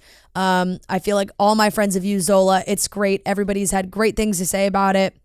Maybe you bought a gift off someone's registry and thought, ooh, maybe I'll get that for myself as well. Well, when you're planning a wedding, you suddenly realize what else Zola has. It's where you'll find your venue and all your wedding vendors. It's where you'll create your free wedding website so guests can RSVP and buy you those amazing gifts. But there's so much more. Like a budget tracker, a tool to grab all your guest addresses, checklists to keep you focused, and there's Team Z, Zola's free expert wedding advisors there to answer any questions or just listen to you vent. So when you're getting married, it's not just about the big day, it's about all the days along the way, and Zola's here for all of them. Start planning at Zola.com. That's ZOLA.com. All right, everyone. We are here with a very special guest. We are joined by the lovely Craig Conover. Hey, girls. Hey, Craig. Hey, Craig. Thanks for having me. Thanks for coming This in. is my coming. favorite podcast. It should be. Well, besides Giggly Squad. Yeah, but they haven't had me on yet. True. So Wow, you haven't been a guest? they don't have guests. No, that's true. They don't have That's guests. true. We've tried to get on Yeah, their that's true. show. We've Really? asked. Yeah. They're so multiple that's kinda multiple ignorant of times. But I love the new studio. The new digs. Yeah, it's way better than the last little room we had, huh? Yeah, but that was like intimate. and Yeah, it fun, was but cozy. this is still It built cozy. character, and now we have this big room. Yeah, we had a lot of fun in there. A lot of good times. We were just reminiscing. A lot of champagne was drank. Right. in there. And now in this new studio, no champagne. We could, but I see a bottle. I said we Yeah, should have no. opened it. But It's not cold, You took too you know? long at lunch, so Well, I ran into my girlfriend. which is so fair, makes sense. But you were going to lunch before you ran into your girlfriend. It was You a funny. texted us It was a at funny a- text. at I a will say. concerning And it was like time that you were going to 2:25. You're like, lunch. we're going to lunch. You want to come? I looked at Rhea. I go, our interview's at 3:30. He is not getting here at 3:30. Yeah, no way. And he did, by the way, did not make it here at 3:30 Yeah, for the and I'm interview. sober. So was the really lunch just worth it's it? just low. It's just Yeah, basically, I'm not helping myself. Yeah. No. But now I'm here. We're gonna make up for it. We'll get Noah we're Joe's happy. haircut. We're happy. We've been asking everybody who hasn't seen him, but what do you think of the I dye love it. job? I The think bleached hair. I think I'm a big supporter of being a participator, so I thought it was cool that you went through with it. But I follow you guys closely on social media. Yeah. This is probably the worst it's ever looked. I keep saying that to people. Yeah, he's embarrassed. long. He's It's embarrassed by the long and, tone like, right roots now. are Yellow and showing. the roots are coming Yeah. in. Like So what are you He's gonna getting a do? haircut soon. I think going to get a haircut I'm getting a haircut. That's it, and then maybe he might miss it because you were late. Yeah, that's true. Oh, sorry. I might re-bleach it. I'll cut your I think it hair. might be a fun thing for the tour. Yeah, he basically wants all the girls on the tour to see his bleached hair, so he wants to re-bleach It's it. a good conversation Yeah. starter. Yeah. And you So stand he's just out. really, but it has been funny because he's become very high maintenance about it. Where it's like he's like, guys, does it look yellow? Does it look yellow? Like I need to get it retoned. Sarah like, was saying needs- to not wear yellow because then it really brings out the yellow. Yeah, for sure. He wore a It's yellow good- raincoat the Yeah. other day. That's funny. Yeah, I that don't was a think I full have a like raincoat. Paddington Bear raincoat. You know. That's exactly what it was. Yeah. But that's what raincoats We didn't say are. that the day. No, it just popped in my head right now. We didn't say that day, but that's Yeah. exactly what it We was. love total Paddington. Paddington we're Bear. Big, we're a big Paddington household. I actually watched Paddington for the first time recently. Jesus. Um, yeah. The new movies I was are- at my are friend's quite good. bachelorette, Yeah. And me and my friend, when we were going to bed, we were like, let's put on something like funny, and then we put Paddington on. I watch them on the plane when I'm having like scaries. I put Paddington That's comforting. Yeah. on. Yeah. How are Makes you? you cozy. How are you feeling? You're in New York, but a new season of Southern Charm has just started again. Yeah, I'm excited. It's been almost a decade, which is crazy. It's a Best long show time. ever. Yeah, welcome to the ride. What do we Rhea, call welcome ourselves? Charmers? home. Charmers, I think. Yeah. Some backstory here because honestly, the fans are probably like, "Wow, Rhea, you really let that go on for a while." Because we've had many people from Southern Charm on our show at many different points. Many people. I thought it was just Austin and Craig over and over again every year. Shep's probably been on. Shep's Shep come on. has been on. Shep's Yeah, been it's on been a a- couple it's- times, I think. Yeah, it's been a while since we've It's had been a Shep while on. Yeah, since what did Shep you has think been of on. Shep not knowing what Southern Charm was? Wait, what? Like, if you didn't watch Southern Charm and you just knew Shep as this guy that walked in the door. Oh, well, I thought all of you were nice and lovely because I've never seen Southern Charm. Yes. So Now my opinions anytime have kind you of guys been were, anytime you guys were skewed. coming in, like we'd watch like Rhea watch like an episode just to I would, see like, what's skim going and on. I'd be like, all right, let me catch up. Yeah, Like, I'd look yeah. up articles about Southern Charm, like roundups of the episodes. She's jumping in now. I love our group chat, and I was texted in the group text by Rhea and said, Yep. "Hey, Southern Charm's a pretty good show." I was like, "What?" And you were like, you kept this in for like almost a decade. I had no. I mean, you probably told me, but I was like, I guess you didn't lead with that every time. Yeah. I think it, like most of the time it's like us two and you and Austin and we're drinking and we're Right. talking and I like slip it in the midst of like chaos. True, And I'm like, you true. know, I've never really watched and like it just flies by. Yeah, yeah. And you guys never really have picked up on the fact that I repeatedly have said that I have never really watched. It's a good time to join, though. This season is going to be one of the favorites. It's old school Southern Charm. It's real. Like, it's, You guys have found yourself again. yeah, everything that, well, thanks to Austin being a messy Yeah. Austin. And it's just the perfect storm happened as cameras were going up in Charleston, and it's all captured. I think as we were laughing before because when we were watching the episode, Fran and I watched together, and I was like, man, Austin, what is he doing? And I've always been like, oh my God, I love Austin and Craig. And people have always, you know, everyone has their opinion. Right. Things Austin has done in the past, in the recent years. Yeah. And I've always been like, Austin's great. Yeah. And then like when you realize all the drama, you're like, oh, I can see why people have an opinion. I can see where people's opinions. I hope are he coming leans in. into it this year. I was like, look, you just keep your, like, this season he stayed strong in his opinions, and I was like, just be you. Yeah. Just own whatever happens and just be Yeah, you. because I mean, after the whole Sierra stuff, he was kind of like a tail between his legs. scared. kind of that one situation, that was a tough you part. know. And Fran said something so accurate. She was like, yeah, Austin's the kind of guy that you're like, oh, he's a great friend, but you would not suggest he dates any of your friends. Frustrating boyfriend. Yeah. Like, you- not you even like don't- a bad guy. No, like, that no, would've been that- just a there's- you frustrating. I just want to shake him and be There's like, so what many, are you like, doing? There's plenty of people. I think everybody knows that person where like you love this guy. He's a friend. You love going out. You love having fun together. He's a good time. Yeah. But you're not going to be like, hey, my sister's single. You should take her out. Exactly. Like, Yeah. You want him to come out with the group, Yeah. but you don't want him to hook up with anybody that night. Right. Oh gosh, you guys are gonna have fun with him when he's here. He's gonna be like, I can't mean, believe you said I couldn't. if he'll date your show up, sister. he might not He show is up. definitely not remember allowed last to date time when he was Francis. in. Remember last time he was in some hot water and he didn't show up. I called he him out didn't. too. Yeah, he was Yeah. supposed to come with you and he got too I was scared. like, I'm not Right. covering. So for is he like maybe he'll? you. No, date- he'll come this year. He'll Yeah. come this year. You were We'll funny see. on this episode because you know you guys were like asking him and trying to get it out of him, and you were like, he looked down to the left. Like you were like calling everything out. And I think it's funny to see you kind of sit back. Well, not the first episode, because we saw you get into a little tiff in the first episode, but in the next one, you're kind of just sitting back observing like the messiness of your friends, and you're like, you're calling stuff out now. You're like, that's inappropriate. Like you've grown up. Thanks. I'm just saying what everyone on the couch is probably saying. Yeah. Well, that's the goal, and I just call it how I see it. But that day, I remember like getting up from the table and just being like, "There's no way that he's this stupid. Like, there's no way that he did this." I was like, "There's no way." You really, and I would be like, "There's definitely," like watching. We obviously know, everyone knows what happened, but watching it, you're like, he mentioned how he could just sleep in bed with her. Like, yeah, that was a he little threw that out. Freudian Like slip. he was like, "I'm just gonna throw that out there and make sure everyone like that'll make them believe that we're not doing anything." Shep. I mean, to watch Shep Shep is very hard to get a rise out of. Yeah. Like he doesn't care about much. And so when JT was like, "Yeah, that's why I'm jealous of all the sleepovers they have," or whatever, Shep was like, because he didn't care about JT. He was like, yeah. JT's like, "I really like your girlfriend." He's like, cool. Yeah. Fly her to Europe, whatever. And then he's like, "So that's why I'm jealous of Austin." And Shep was like, "Wait, what?" Yeah. And I was like, "Oh shit, like Shep." Yeah, and when you guys were walking down the sidewalk talking, and like Shep was laughing a little bit about it, like, so I could see what you mean where it's like hard to get a rise, because he was giggling about it. Yeah, I think I as don't a think he knew defense how to thing, handle like it. how do I am I supposed to get mad at one of my best friends like sleeping There's with my something- ex? Obviously it's not giving it away, but there's a huge fight later in the season that Shep makes it seem like it's about a ping pong match. And it's like one of the biggest fights ever. Just, and I go up goes to him way and I was like, deeper. "It wasn't about ping pong." Yeah. And he's like, "It wasn't about It was ping just, pong."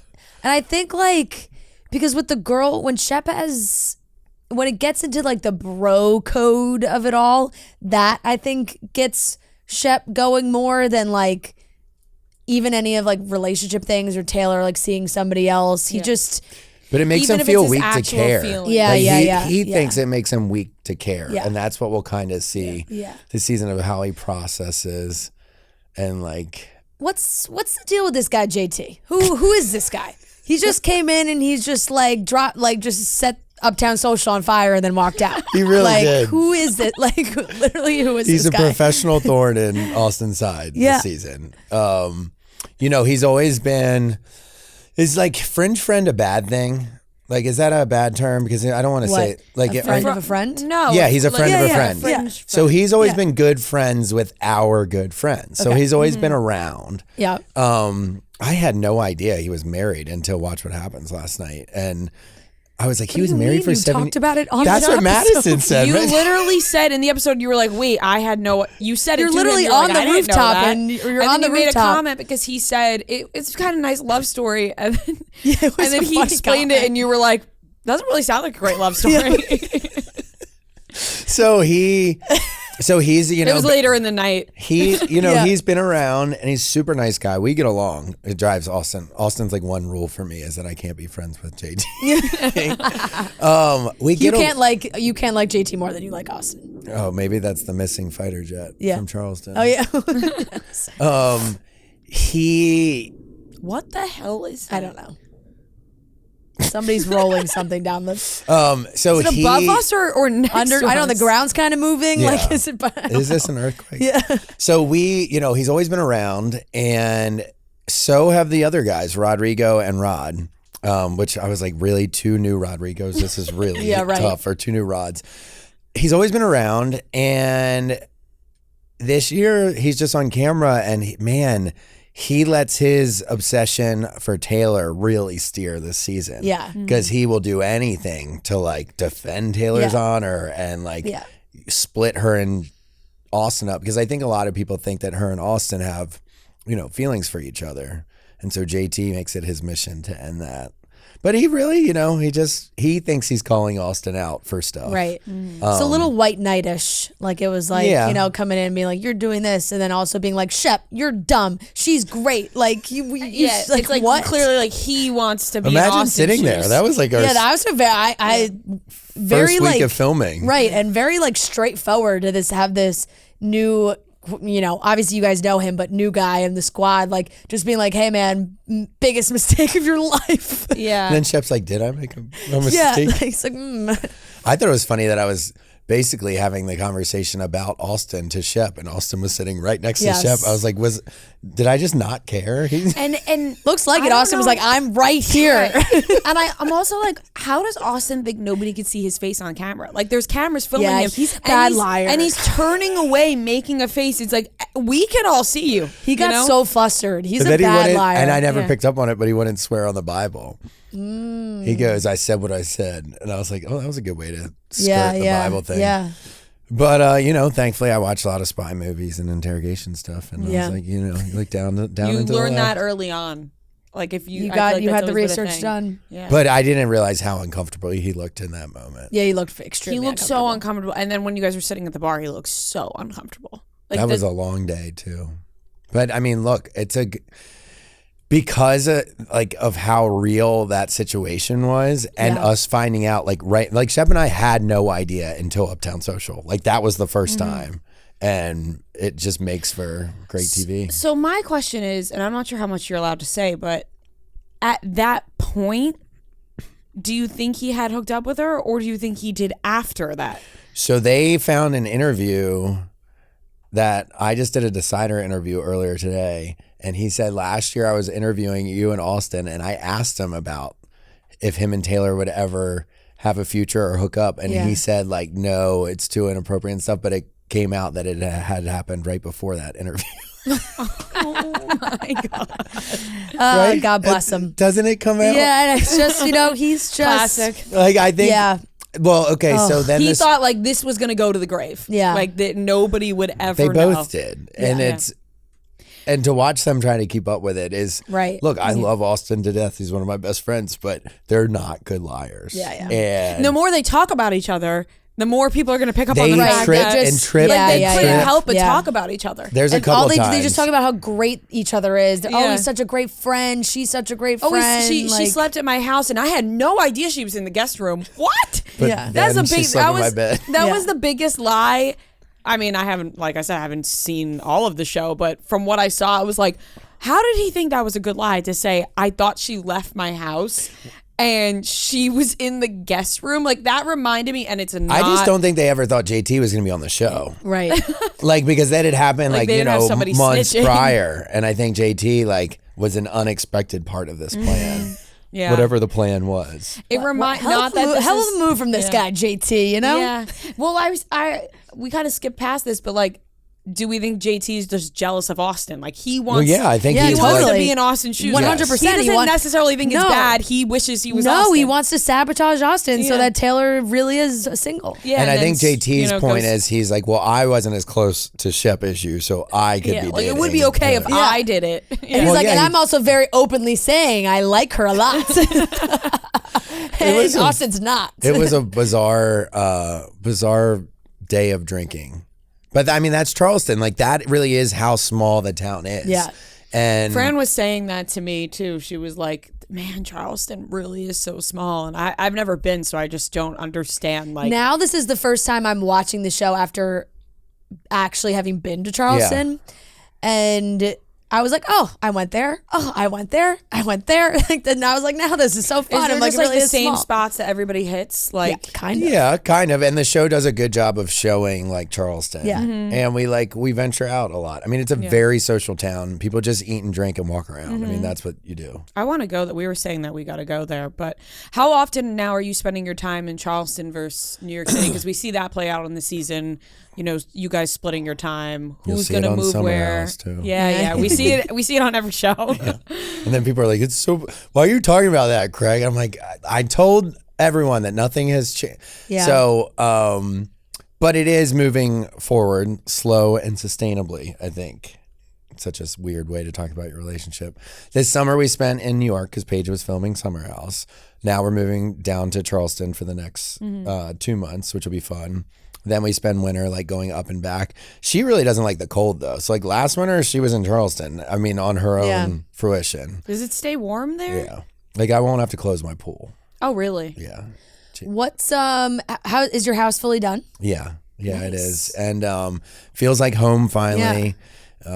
Paige did all of the interior design, so it looks really nice. And she feels home there. So, yeah, I mean, it's only an hour flight. I mean, we share time. It's funny because, I mean, we were never really apart. We just are either in Charleston or New York. Yeah. But she loves her time apart. I mean, she gets like 2 or 3 days to herself. Yeah. And she's very open about being like, I like those days. I'm the sensitive, like, dramatic one, so I have to be like, it doesn't mean she doesn't like you, Craig. I feel you. She just likes her alone time, and that's okay. Yeah, definitely. Yeah. Do you think, has it been like frustrating at all to have that conversation be shared on every season of that you're doing? Because I feel like it makes it look like there are more issues for you guys than there really are. I Like mean, my friends watch, and because I know you guys, they're like, oh, friend, like Paige and Craig, like, is it really gonna last? I'm like, I really think so. Like, they really love each other. Like, I know, like sometimes it seems like, she doesn't want to move, or but commitment is scary, and I'm like, I really do think they'll make it work. Yeah, and not on a reality show. Your answer just now would be very normal, where you were like, it's moving, slow and sustainable. Like that's a very normal thing where, people date and then, it moves, and then eventually, you spend more time in one place, and then maybe you'll move to another place. Right. Like that's all, like, it's a normal pace. and we just had our 2-year anniversary. Like, we've only been together for 2 years, but obviously in this day and age and being on TV, everyone wants it like now. and that's everyone has really, their own timeline. Like, right. But that's a really good point, Fran. By repeating that conversation over and over, it does make it look like we have issues, because it looks like we really, really care about like that we're not okay with our current situation, and we just are. Like, the balance of going up and back, which are 2 great cities, New York City and Charleston, we're just happy. And that, they add the dramatic music and stuff. And, it is the music. I mean, it honestly. does get, I'm glad a lot of it's captured, because hopefully people can relate. And like, it is, a lot of it is accurate, but we only force ourselves to have those conversations when we're like forced to on camera. But what's real about it is we're like, well, yeah, we've never really talked about this, because we don't let like the stress of the unknown in the future like ruin our day today. Yeah. We don't know where we're going to end up. Yeah, nobody needs to have like right off the top of your head like a 5-year plan on your relationship. Some people do have those things, but like Rhea and I are getting married. Like, you have ideas of what you want to, where you want to be, what you want to do. Like, but people, I don't know where I'm going to be living, and like, I want to be in New York, but maybe I won't be in New York. I don't know. And I also think it's been clear, like, you guys know that you want to be with each other, right? Like, that's the end goal, is to get married and whatever. Because I think also it was on Summer House where Paige said she wasn't ready, and then she was like, listen, if you got down on one knee right now and proposed to me with whatever, I would say yes, because she wants to marry you. But it's just like all the other things. And like timing, it just sorry. It's like sorry, I gotta get my thoughts. Collect yourself. Yeah, Don't worry, you're not on reality TV. We don't even have to talk about it. You can move on. No, I think it's, there is so much outside pressure, and it confuses us, because like, we're fine.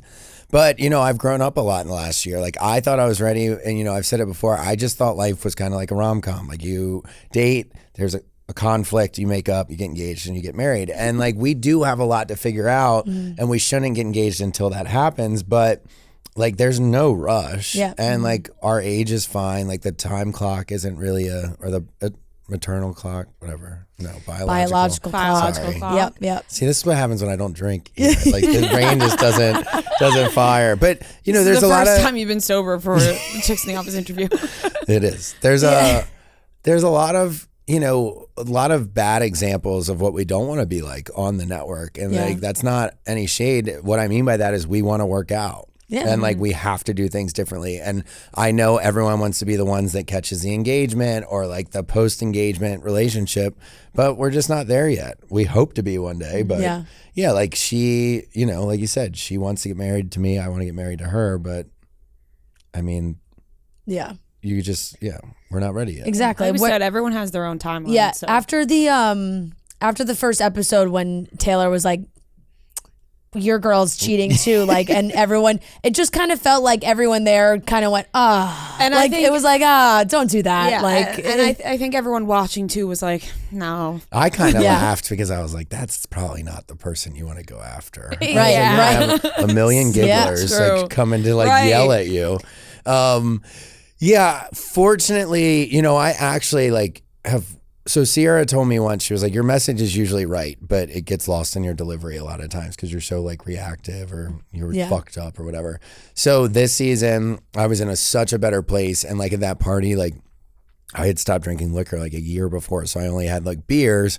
And I actually like let her go after me for a while in real time. And then I finally was just like, all right, like I'm only going to get yelled at so much. But when she said that about Paige, I was like, man, you're really hurting. Like, you know, I at least went more I think that's how it came across also. I was like, now you're just like, you don't want to become this person. Yeah. And you said in the new episode that like it wasn't even worth it to bring it up with Paige. Yeah. Did you eventually have to tell? Taylor. Well, that's what I'm saying. Like, did you have to tell her? Yeah, but well, and here's the thing, like we're both like we both do a good job on each other's shows of being like, it's your show. Yeah. Like we're not going to get too involved, but we still are going to be involved because we're in each other's lives. Yeah. And Paige was down in Charleston for most of Southern Charm filming. You know, sometimes she'd hide in her room upstairs and I'd go to a group event and they'd be like, where's Paige? I was like, she's in New York. And one producer would always be like, I know exactly where she is. She's in her bed, just like watching TV. I do not blame her. And I didn't There's nothing better sometimes. Yeah. Yeah. And like, look, there's some production companies out there that would have ran with it, like a dog with a bone. And fortunately, ours didn't. And I was like, guys, this isn't worth it to us if this is going to become like a smear campaign against Paige. And I wanted her to film with me. So I wasn't like, I didn't tell her right away because I didn't want her to be like, well, cool, I'm not going to come film your show anymore with these girls that I don't know. Yeah. But no, I told her and she laughed it off, fortunately. Yeah. But she was like, I'm not going to fuck with Taylor anymore. Yeah, no, it's 100%. It's Yeah. like, When I would have that same reaction. I'd be like, all right, well, like that's fine, but I'm never going to speak and to she's her like, ever again, but cool. She's like, isn't Taylor the girl that just hooked up with her best friend's boyfriend? So Yep. That's Olivia, the exact kind of reaction I expect from Paige, and I love it. Yeah. That's how it should be. But I think it was smart in the moment that we saw when she called. You didn't tell her right away. Well, you don't. There's some saying that I never remember, but like you don't give anything, like you don't give it any attention. Like you don't owe anyone an explanation. It's also better to have those conversations, like to tell Paige. It's better to have that in person rather than like on the phone. You know what I mean? Like to explain like what just happened. Yeah. Like getting on the phone right away and being like, is different. I didn't want to than, upset her. Yeah, because it's gonna. in person. But then I laughed because I was like, how would that even work? Like how? Like I was after Watch What Happens Live, I was with my future sister-in-law and like my little cousin, but they're both girls, and we were at employees only, and like someone was taking pictures, and I was like, it's gonna be like Craig's out with two girls, and like, but I was like, how would either of us go on a date with someone? Yeah, at this time of day, especially in New York. Like you know, you're always. I'm not saying I want to try people it, being photographed. Yeah. No, and her podcast followers are ferociously loyal, which is good. Mm-hmm. It's always a good thing. They're always watching. But no, I mean, it like honestly, Craig's staying in line, or else right. Or this is more about you never know when the gigglers are gonna get them. I think it shows good trust though to like. You know, because anybody else hears that, and even though you know the person's throwing out baseless rumors, other people might be like, "Oh, okay, well, why did they say that?" Yeah. Because then in the next episode, she's like, "Well, there are rumors," and I was like, "What rumors?" Yeah, is she I was talking like, about? "Well, I didn't know," because I think she apologizes to me late, like the next episode or something. And to me, she said she made it up. But then when I saw that clip, I was like, "Oh, Paige is gonna kill this girl." Yeah, but like, I mean, she clearly she was did kind of double up. down on it, but It's just so to save her easy. ass. Yeah, I think that's what it was. And I also think it's so easy to make something up and say you heard it from somewhere else. Like, Right. oh, I just saw it online. Yeah, you're like, where? anybody Right. could say that anywhere. I saw So- one post on Reddit had to have been true, you know? yeah, like I feel like people could just go with that. Meanwhile, she just pulled it out. I mean, of her that's ass. what like this world is really. It makes having a relationship really tough. I mean, I don't think there's been too many that have survived. And so keeping your like head clear of like focusing on what you want is tough. But yeah, I mean, we've got Southern Charm airing. She just finished filming. Then somewhere else will be on that we're filming. What do you think would happen if we took Sandoval, Austin, and Carl and put them all on like a dating show? That would be. It's like BravoCon. That would be- everyone's gonna be there. Like, When is BravoCon? November 3rd. And it's in Vegas, right? Ooh, that's gonna get messy. I was like, there's no way they're gonna be able to keep track of everyone. Oh my gosh. Like the morning panels are Vegas is Vegas yeah. BravoCon. Yeah, shit's gonna We go should've- down. We should have made a plan. I remember Shep was missing last year. And I just saw him like walking through the don't- It's in crowd. November. We have a show. We have 2 shows. No, he just said the day. November 2nd to the 4th. And we have a show. Oh, we do on have the this. 2nd. 3rd through the 5th. And I have a wedding on the 3rd. Oh, you have I'm a wedding on booked. the 3rd. You're booked. Damn, you guys should. That would have been fun. I'm You can available. come next time. Sleep Number smart beds learn how you sleep and provide personalized insights to help you learn to sleep better. Science shows quality sleep helps improve your mental, emotional, physical, and relationship health. Waking up tired? Here are some tips to help you sleep your best. Maybe you had a tough workout. The Sleep Number smart bed can help you get the quality sleep you need to recover faster and perform at your best. By contouring to your neck, shoulders, back, and hips, the Sleep Number smart bed provides support and even weight distribution for more comfortable sleep. Maybe you're sleeping hot, you're a warm sleeper. Sleep experts recommend keeping your bedroom temp 65 to 68 degrees for comfortable sleep. An air conditioner or fan plus temperature balancing Sleep Number smart beds and bedding can help keep you cool so you both sleep just right. 8 out of 10 couples prefer a different mattress firmness than their partner. Sleep Number smart beds let you choose your ideal firmness on each side and then automatically respond to your individual movements throughout the night to keep you both sleeping comfortably. So sleep next level. Unlock your unique potential with a smart bed that can perform as well as you. And now save $400 on the new Sleep Number C4 smart bed plus special financing for a limited time only at Sleep Number stores or sleepnumber.com. See store for details. I'm pumped for BravoCon. I mean, there's a lot of people that are going to be on stage together that haven't seen each other in a while. Right. It's gonna be. There's been so many messy things happening in this universe that it obviously I buy into it. I think everything's real that happens in Bravo. Like I just don't think they're planting things in Bravo. I don't know why. You know, because everyone says, "Oh, reality everything's TV." a tough word. Everything's a tough. Everything is a. Okay, as a tough sorry, word. but Yeah, like yeah. all the big things Yes, that have been happening with Sandoval, I think there's the Lindsay and Carl, big events happen, but I think people capitalize on those Austin, events. like these, like Oh no, the big three. I guess the big three: Sandoval, and then ours, which is eventually Yeah. going to come out, and then Carl and Lindsay. I mean, no, those are about as real as you right. get. That's what I'm Like, saying. I mean, Those like, are real, but yeah. like the little things, maybe we don't have to talk about that. But like the big things that are happening, where people are like, "Oh my god, are they just planting things?" No. And Right, like, right, it's like, right. no, I don't think these type of 'cause you things can't even write that it. like Like, you would be ruin like, you can't people's even- reputations Yeah. are fake. I was in my kitchen. We were filming Southern Charm when we heard about Sandoval, and we share some of the producers, and we were like, "Wait, this is our season. People are gonna think we're copying." I actually remember you saying at the time, you were like, "Man, if this didn't just happen, what happened on our season would be way bigger news." Right, but this right. is way crazy. Yeah, they're gonna be like, "Is this just the common practice now?" yeah. But you didn't do Winter House.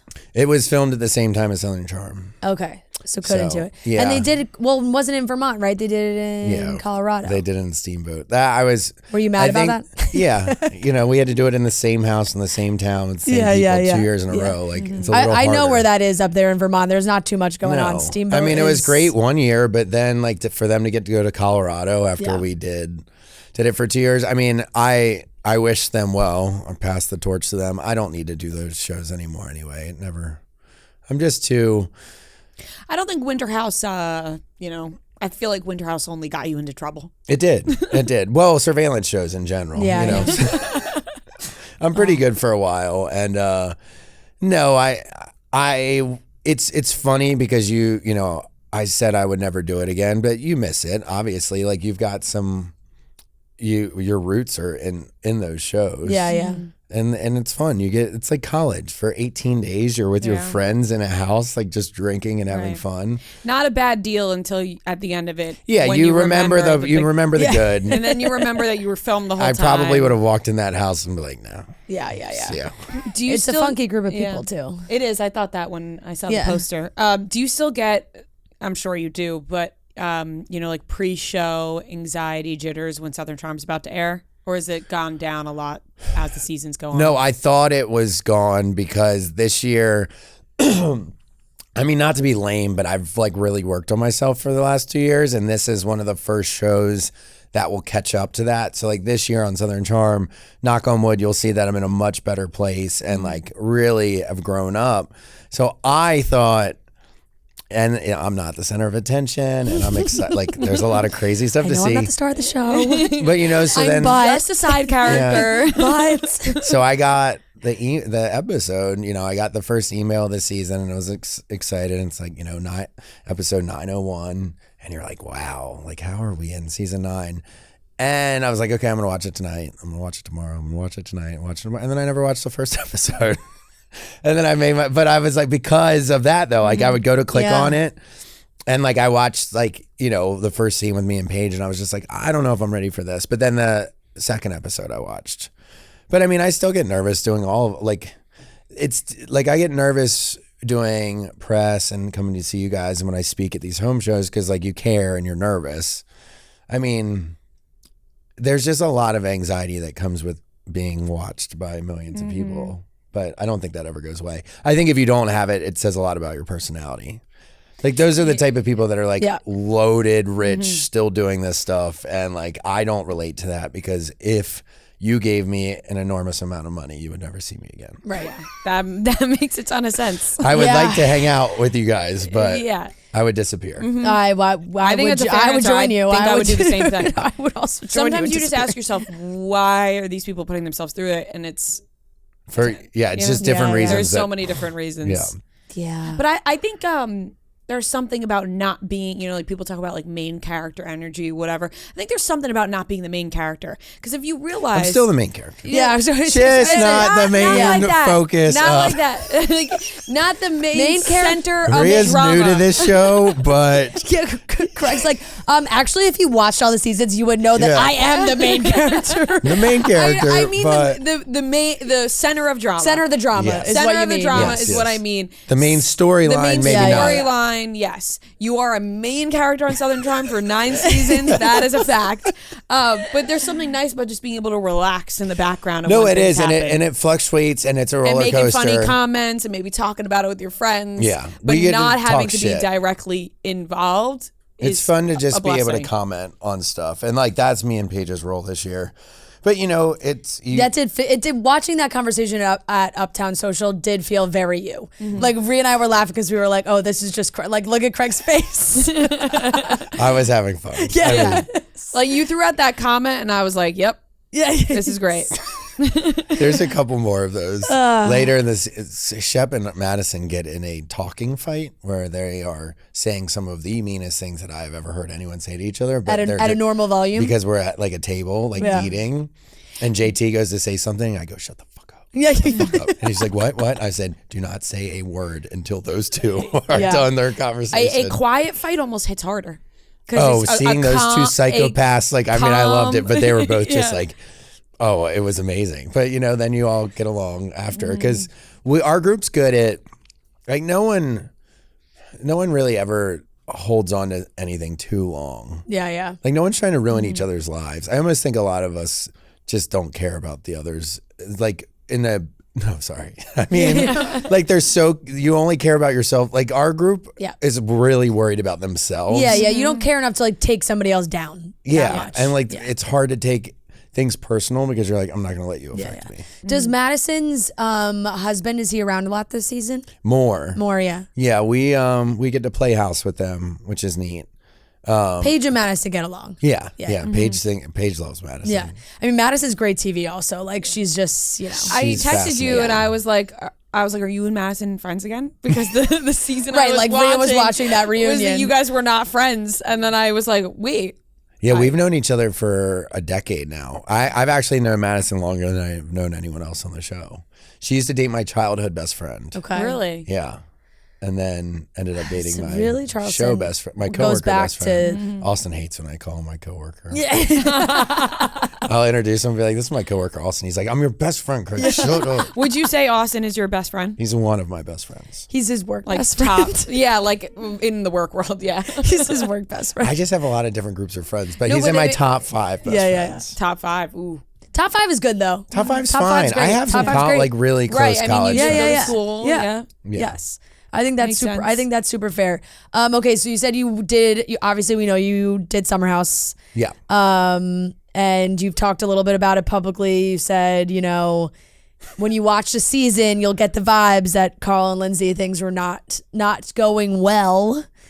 But I mean, still shocking news. People are like, why is Craig talking about this? And I was like, because I'm on a press tour for my Yeah, own yeah, show yeah. and I filmed that show and I have to answer the Right. question. And when people ask you, And like, it's like we you just gotta did. It does crack me up because the comments are always like, Craig loves the drama, like, which is true.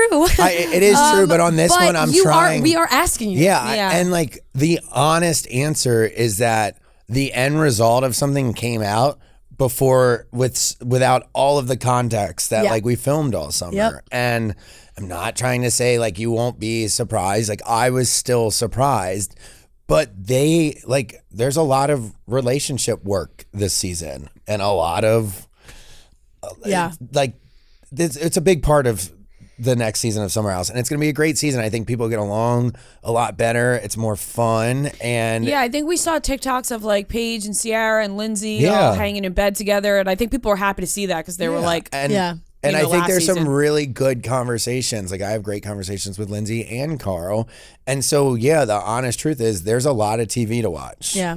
and I think people like have. That's the honest truth is like you're gonna have way more context, not why it happened, but like you're like once you watch the season, you're gonna be like, okay, like it Yeah. might not have been that big of a shock that they didn't end up together, but it's still shocking how it happened. right, any The engagement details. coming to an end is Yeah, gonna be it's shocking. always going to be shocking. Yeah. Have you spoken to either of them? No, Andy asked me last night, and I was like, I didn't know what to say, and he's like, you just text him and say, hey, I'm thinking about you, and I was like, that's fair. I mean, I guess I could have, but Paige has, Yeah, Paige yeah. has. I try to Yeah, like know I my think role. that's exactly like if your partner has Yeah. said something, that can be Yeah, like, I'm not, like, it's adjacent. It's coming from both of us. And it doesn't. That's yeah, appropriate. that it does come from both of us, which is good. But I also like try to stay in my lane. Like if they come to me, sure, I'll talk. But I wish them both well. But Yeah. I think we've got some crazy reunions ahead of us. Oh my god! Because I don't know on my cast who really talks to each other. I did not even think about the reunion of Carl and Lindsay. I mean, it's not going to be for months. No, I and months know and it's going to months. be a while, but Yeah. still, it's going to be crazy. That's when my they biggest film pet it. peeve is that like you guys filmed this I this know. summer and we have to It's- wait till fucking like next. I have made spring. Like it's like it takes so long. I've made plenty of videos calling out Bravo, saying just release the stuff earlier. I know. I love and those release it in a videos. timely manner. We're Yeah. still gonna No, I watch, know. but we'd be even more Ours, excited. I hope everyone's able to like, Austin and I, we do. Oh, shameless plug. We do Pillows and Beer every week. But I asked him, I was like, And hey, you guys still haven't had us on. you're on this. Like, Yeah, I really wait, he because we asked got us at nervous. least. I asked you guys, Yeah. and I'm like, I want to wait until it's perfect timing, but I need to just schedule you, and then you'll come on. Yes. But we're excited for that. But I was like, are you like? Is the season airing going to reignite everything? Like, because we've already had to work through a lot of shit. Yeah. It always does. Yeah, he was like, I don't think so, but I think No, it always does. I think it's gonna be tough. Yeah, because then you watch it back and you see what people said. Yeah. His name was the word on Watch What Happens, the word of the night, and Yeah. I called him today, and I was like, it was said 19 times. I was like, Yeah, that's just he quite literally makes the bed and has to sleep in it. but, I mean, like it's thank God for him this season. I mean, it's gonna be great. We've got a lot to look forward to. Yeah. I'm I think excited it's to funny because watch. me personally, like just as a fan, there are pairings where it's like, oh God, like you see like Sandoval and Raquel, like everyone was like, ugh, like that's not gonna work as Right. like a couple. If they actually like tried to explore it. Me, I'm like, oh, Austin and Taylor would be kind of cute. Yeah, I mean, I think Hey, they might work. Like, I'm just saying, like, I just, Taylor, Shep is like the worst person ever to date, I think. And like, I mean, I guess Austin's not exactly easy, but I just can't see Austin literally settling down with anybody. And he wants to, though, to his credit. Like, that's the frustrating part, is that he wants, like, he loves hanging with me and Paige. Yeah. And like, he would love to have someone to make it. but he needs make to it be a foursome. loyal, great and boyfriend. like a cozy, like have a girlfriend to like watch TV at night. So he does want all of those Yeah. things. He just, that takes discipline to Yeah. to like do that. And yeah, I think there's an alternate universe where him and Taylor were the ones that, Yeah. because I think they all met the same night. Like, I think Taylor met Shep and Austin that very night, and like Right. it was Would have been a different who's story. gonna. like Sammy and Mike the Situation Yeah. and Ronnie. Very different story. I still haven't do you met think? those guys. Do you think Shep will ever settle down? I think he wanted. I think Taylor was the closest that Yeah. he'll get. Yeah. I think he was like, he's like, I tried it. Yeah. And he was. I think he was willing. There was some slip ups, but to him, like it was that. To him, slipping up a couple times out of state Yeah. was a sacrifice. He was like, I'm not doing what I used to do. So he had calmed down, and I think he was. I guess they had a pregnancy scare that I wasn't aware of, but I think it was on the show. But Yeah. he was like ready to like. I actually feel like it was on the show. I do recall. Yeah, I think he was like Yeah, we're excited. gonna get a text later to cut that out. I think he was excited for it. But now he's just traveling. He said, I'm a traveling man. That's what I do. I'm a traveling man. He Airbnbs his house now in Charleston, which now he like stays with me. And I was like, Shep, like it was fun for a little, he was there for like a night or two, but then it was like 3 nights. Yeah. And Paige is Yeah. like, why is Shep at your house? And I was like, Brand Just new a perpetual house, bachelor newly that just renovated. wants I'm to. like, you have a There house is a line 10 where minutes you're away. like, Yeah. the first night's fun. Stay another Yeah, night. yeah. And then once Yeah. it gets to the third night, you're like, what? You're texting each other like, are they ever gonna leave? Yeah. So he's like looking at a beautiful property in Colorado actually, and we're like going into business on something together, and he was like, I just don't want Austin in on this one. And I was like, okay, that's fine. Like that's his like payback for what happened. And then so I had to keep this secret from Austin though, and I hated like lying to Austin. Do you feel like you're a middleman now between the two of them? But then he got drunk and told Austin. So Austin showed up to record one day and was like, so you're like doing this thing with Shep. And I was like, Shep, you motherfucker. Damn. I was like, you Are they like okay? Yeah, I think so. I know so. Like, I think that this season is going to, I think the 3 of us are close friends right now. Yeah. And like having a good time together. Because it's really because we have space. I said it's like brothers on Christmas. Like first 3 days, like it's fun to see each other. The 4th day, they get in a huge fight. Like, so Shep, we like see in doses and it's great. And we all keep in touch. I think this season is going to be weird for them. Yeah. And so they're probably not going to be talking as much. Right. Yeah, that makes. Is it fair to say Olivia gets more upset? I with think Taylor? Paige brings in Paige and Madison, while everyone's worried about Shep and Austin, they're like, has anyone checked on Olivia? Olivia, yeah. Like Olivia, and it's, to watch her path on all of this is going to be wild. Yeah. Oh my god, I love that I know who we're talking about. Like it's the first time that we're talking about Southern Charm where like I love your get text it. now. Like if I you have know, questions, it's you can just- ask me I because know. I know they're like yeah, I genuine. just been texting. I was like, oh my god, watch the first episode of the new season. Yeah. Like just like, it was like I'm now 2 for 2. Do on you the think new your it's very cute listeners- to just be like, I'm watching. Yeah, I'm watching. Do you think your listeners watch Southern Charm? 100%. Okay. 100%. They've been like, million- they were like, Maria, you 1,000,000%. haven't watched. I This think whole time? more people I are think they're shocked. I mad think at they're me. mad. I think they think Maria's been lying to them. Yeah, I mean, I They're felt just a like- little bit like a goofball. I was like, did you play me? You know what I said to Fran? I said, was like, I can't believe she's finally admitting this. It's like she's got caught in a lie. Now she's admitting it. I'm like, yeah, because I always watched Right. and I told her what happened. after we we were texting and you were like, not that I care, but like that's crazy. It's been almost 10 years. You've been acting like you've never seen it, whatever, or you act like you watched Yeah, it. you really- And I said to Fran, I was like, Craig is so mad that I haven't seen it. I was more like, I was like, I think I Craig knew is that, acting but like he doesn't care, but he's so salty that I haven't watched I was like, Southern Paige, Charm. did you know that? No.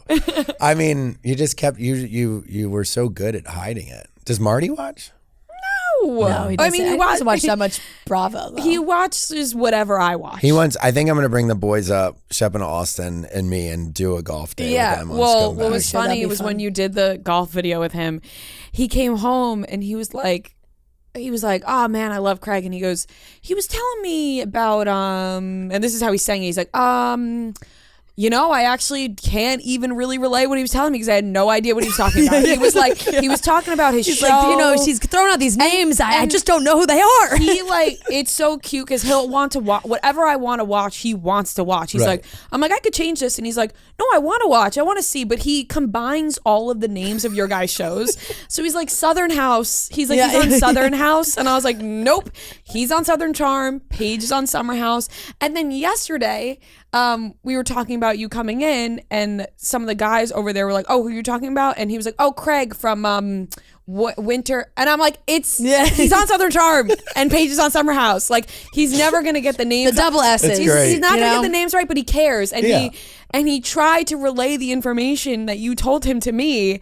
It's amazing. And I would have just- loved to hear. It was just very Right, broken. like the game of telephone. Yeah, like it would be what incredible. story you told that then I was probably translated. telling him about the early years. and he was Yeah. like, it sounded crazy though. I And think- I was like, 'cause whatever there's he told a, you, like- I'm sure it was crazy. There's a way that I describe it to people like Marty that I like care about, and be like, look, there was this show, and Yeah. it was about this guy that was like, and I Right. don't even want to step on any landmines because yeah. some of the people that aren't on the show anymore Yeah. are out there. Yeah. And when I say it in the way that I say it, which is like, there's a guy, basically I talk about Thomas, Yeah. Cameron, Catherine, and people were like, what show is Yeah. this? And you're like, He was like, it sounds crazy. I miss Cameron. we all do. I loved her. She was so great. I actually did a massive binge. Like maybe the first time you came on our show, I had not watched either.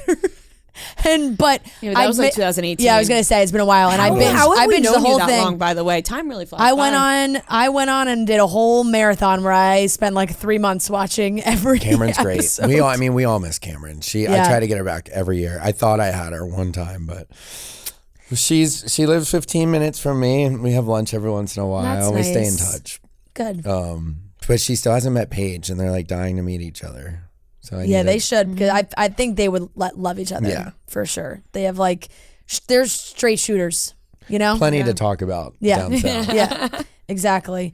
Okay, I think we touched on all the big things. I think. Did Noah leave to go to his haircut? No, I'm kidding. Did he really? Oh my god, That was a complete joke. He actually left to go his haircut. Are you kidding me? It's amazing. He my just God. left in the middle of the interview. he's fired. No, and you know what's crazy? It's my fault. I will take blame I for know, it. but it's- and he's probably going to cut this out. That there are things that happen behind the scenes that are not on camera, and then people, I think, just think that we yell at Noah. Yeah. And then they No, don't With like no imagine. context. no, Welcome like, to literally- reality TV. No, quite literally imagine if any producer just up and walked out of an interview In the that middle of the they're interview. recording. It's like he amazing. just left. And we were like talking to him at the beginning of the interview. His camera's still going. Sarah, make sure this stays in the interview. Sarah, Make sure this really? stays. Well, this is your Yeah. touch of reality TV. So this would be like when you watch your episode back and there's not context that was important to you. Yeah. in So there. we Yeah. said this yesterday, Yeah. where me and Fran were like, "Do we need to start listening to our own episodes to see if everything's going in, or like Right. if things are I getting?" think that sometimes Paige listens to hers and I'm like, you're such a hard worker, but I do not. I just And can't listen to myself. It's very back. hard to I listen to trust your own them voice. to take stuff out, but then I was like, wait, he better not taking all that funny shit out because Jerry's really protective of the show because we can't really talk about the show. Yeah. But some things I'm like, no, I want that in the podcast, Yeah. but I don't think he leaves it in. Yeah. No, I think. Yeah. I think it's good. I think it's fine for the most part. I don't think. I think we would know by now if he was. No, cutting no, things or 100%. putting But things this is an insane. This is crazy, move. and he This better. is an He better insane not. move. I love the By the way, reaction right and, now. I and checked if he my cuts phone. it, I will tell. I checked I my will phone. tell He everyone didn't- publicly that he left during He the didn't interview. even text. He didn't even send a text. Like, to he us. didn't even text us saying, "Hey, guys, I so sorry. Like, By the way, had to run out. By the way, this is for a haircut that just move. I'm sorry. Like sometimes you miss shit because you have work. Yeah, we've been there, Yeah. where we don't walk Like up out in the middle of the I've missed a interview. couple nail appointments because we've had to record. Yeah, it just happens. That I'm stunned. Sarah, are you stunned? Stunned. Texted me and goes, "Can you stop the recording after it's done? I'll be back in 30." Oh a heck of my a god! move. All right, you know what? Well, that wraps it up with Craig. Yeah. Craig, thank you for coming in. Thanks for having Southern me. Thank you, Charm. Craig. Everyone tune in. Season 9 Thursdays. Great Bravo. show. 9 o'clock. 8 o'clock. 9 o'clock on 8 Thursdays. 9 I have o'clock to on plug Thursdays. something though. Please plug Because away. The floor is yours. I've forgotten on every single press thing that I've done in the last 2 days. I have a restaurant here that I keep forgetting to tell people to go to. And I like, you know, that's another thing we learned recently. You do have a restaurant. What? Remember we were texting? I said I want to go to Carriage House, and Rhea goes, "What's Carriage oh, House?" yeah. So Carriage House Craig was like, seriously, what the fuck, Rhea? is in the West Village, and Jordan was our bartender and Watch What Happens, our chef and partner. But I was on New York Live this morning, and she's like, "Speak to New York. Where can they find you?" And I was like, "I mean, I guess I have a podcast, and like I did a book." And she's like, "Anything else, New York?" And I was like, "I don't think so." And then leaving, I was like, "Wait, I have a restaurant." Wait, don't end. We have a restaurant. Well, I appreciate having me so though. Carriage House. New York Carriage House. City. I gotta take you guys. West Village. Please, we'd love to. West Village is the best spot to have a restaurant, in my opinion. Yeah, it's been an interesting ride, but our food's great, so that's good. And it's fun. I would love to go. I do brunch. Great sell. I'm saying, well, why it's funny I mean, is the restaurant because- business is wild. And that's what, Yeah. it was really sexy on its face. It was Yeah. like me and Jacob Trouba from the Rangers and like, I think Dale Moss is involved. I was gonna say, I've seen Dale And posting about it. But Jordan was like, dog we've Dale. got a restaurant in the West Village. And I was like, yeah, I'll take all my money. Yeah. How much do you need? And then, but people were out there being like, the restaurant business is kind of tough. And you're like, yeah, but not for us. Like, Yeah, you yeah. know. Yeah, we're gonna be And great. But then- I just think, New York is just a whole different beast. Yeah, but it's going well, which is cool. Yeah. It just was, it's not the easiest place to open a restaurant. But Jordan is an incredible chef. He's got a Netflix show called Cook at All Costs. But anyway, Yeah. you guys got to come down and see us. I would It's love the to have guy you. that, or who's the guy that opened it or works with? Is it the Flip Sig? Yeah, guy? Flip Sig, Yeah. yeah. I mean, I see him all over the place. Yeah, so, Jordan's. yeah, that's awesome. He's a man around town. He's on all the morning shows and stuff. Yeah. But- Okay, so everyone can also go to Carriage House in the West Village for That would dinner be cool. and listen to Pillows and Beers on When your way you guys there are on, and yeah. watch Yes. and watch Southern Charm on Thursdays. Okay, thank you, Craig. Thanks. We're going to go kill Noah now. All right, that wraps up today's episode of Chicks in the Office. We love you guys so much. I keep messing that up. So mucho. We hope you have an amazing weekend. We will talk to you on Monday. And just a reminder, if you're in the Syracuse area, come hang out with us September 30th with Elf. Thank you guys so much, and we'll talk to you on Monday.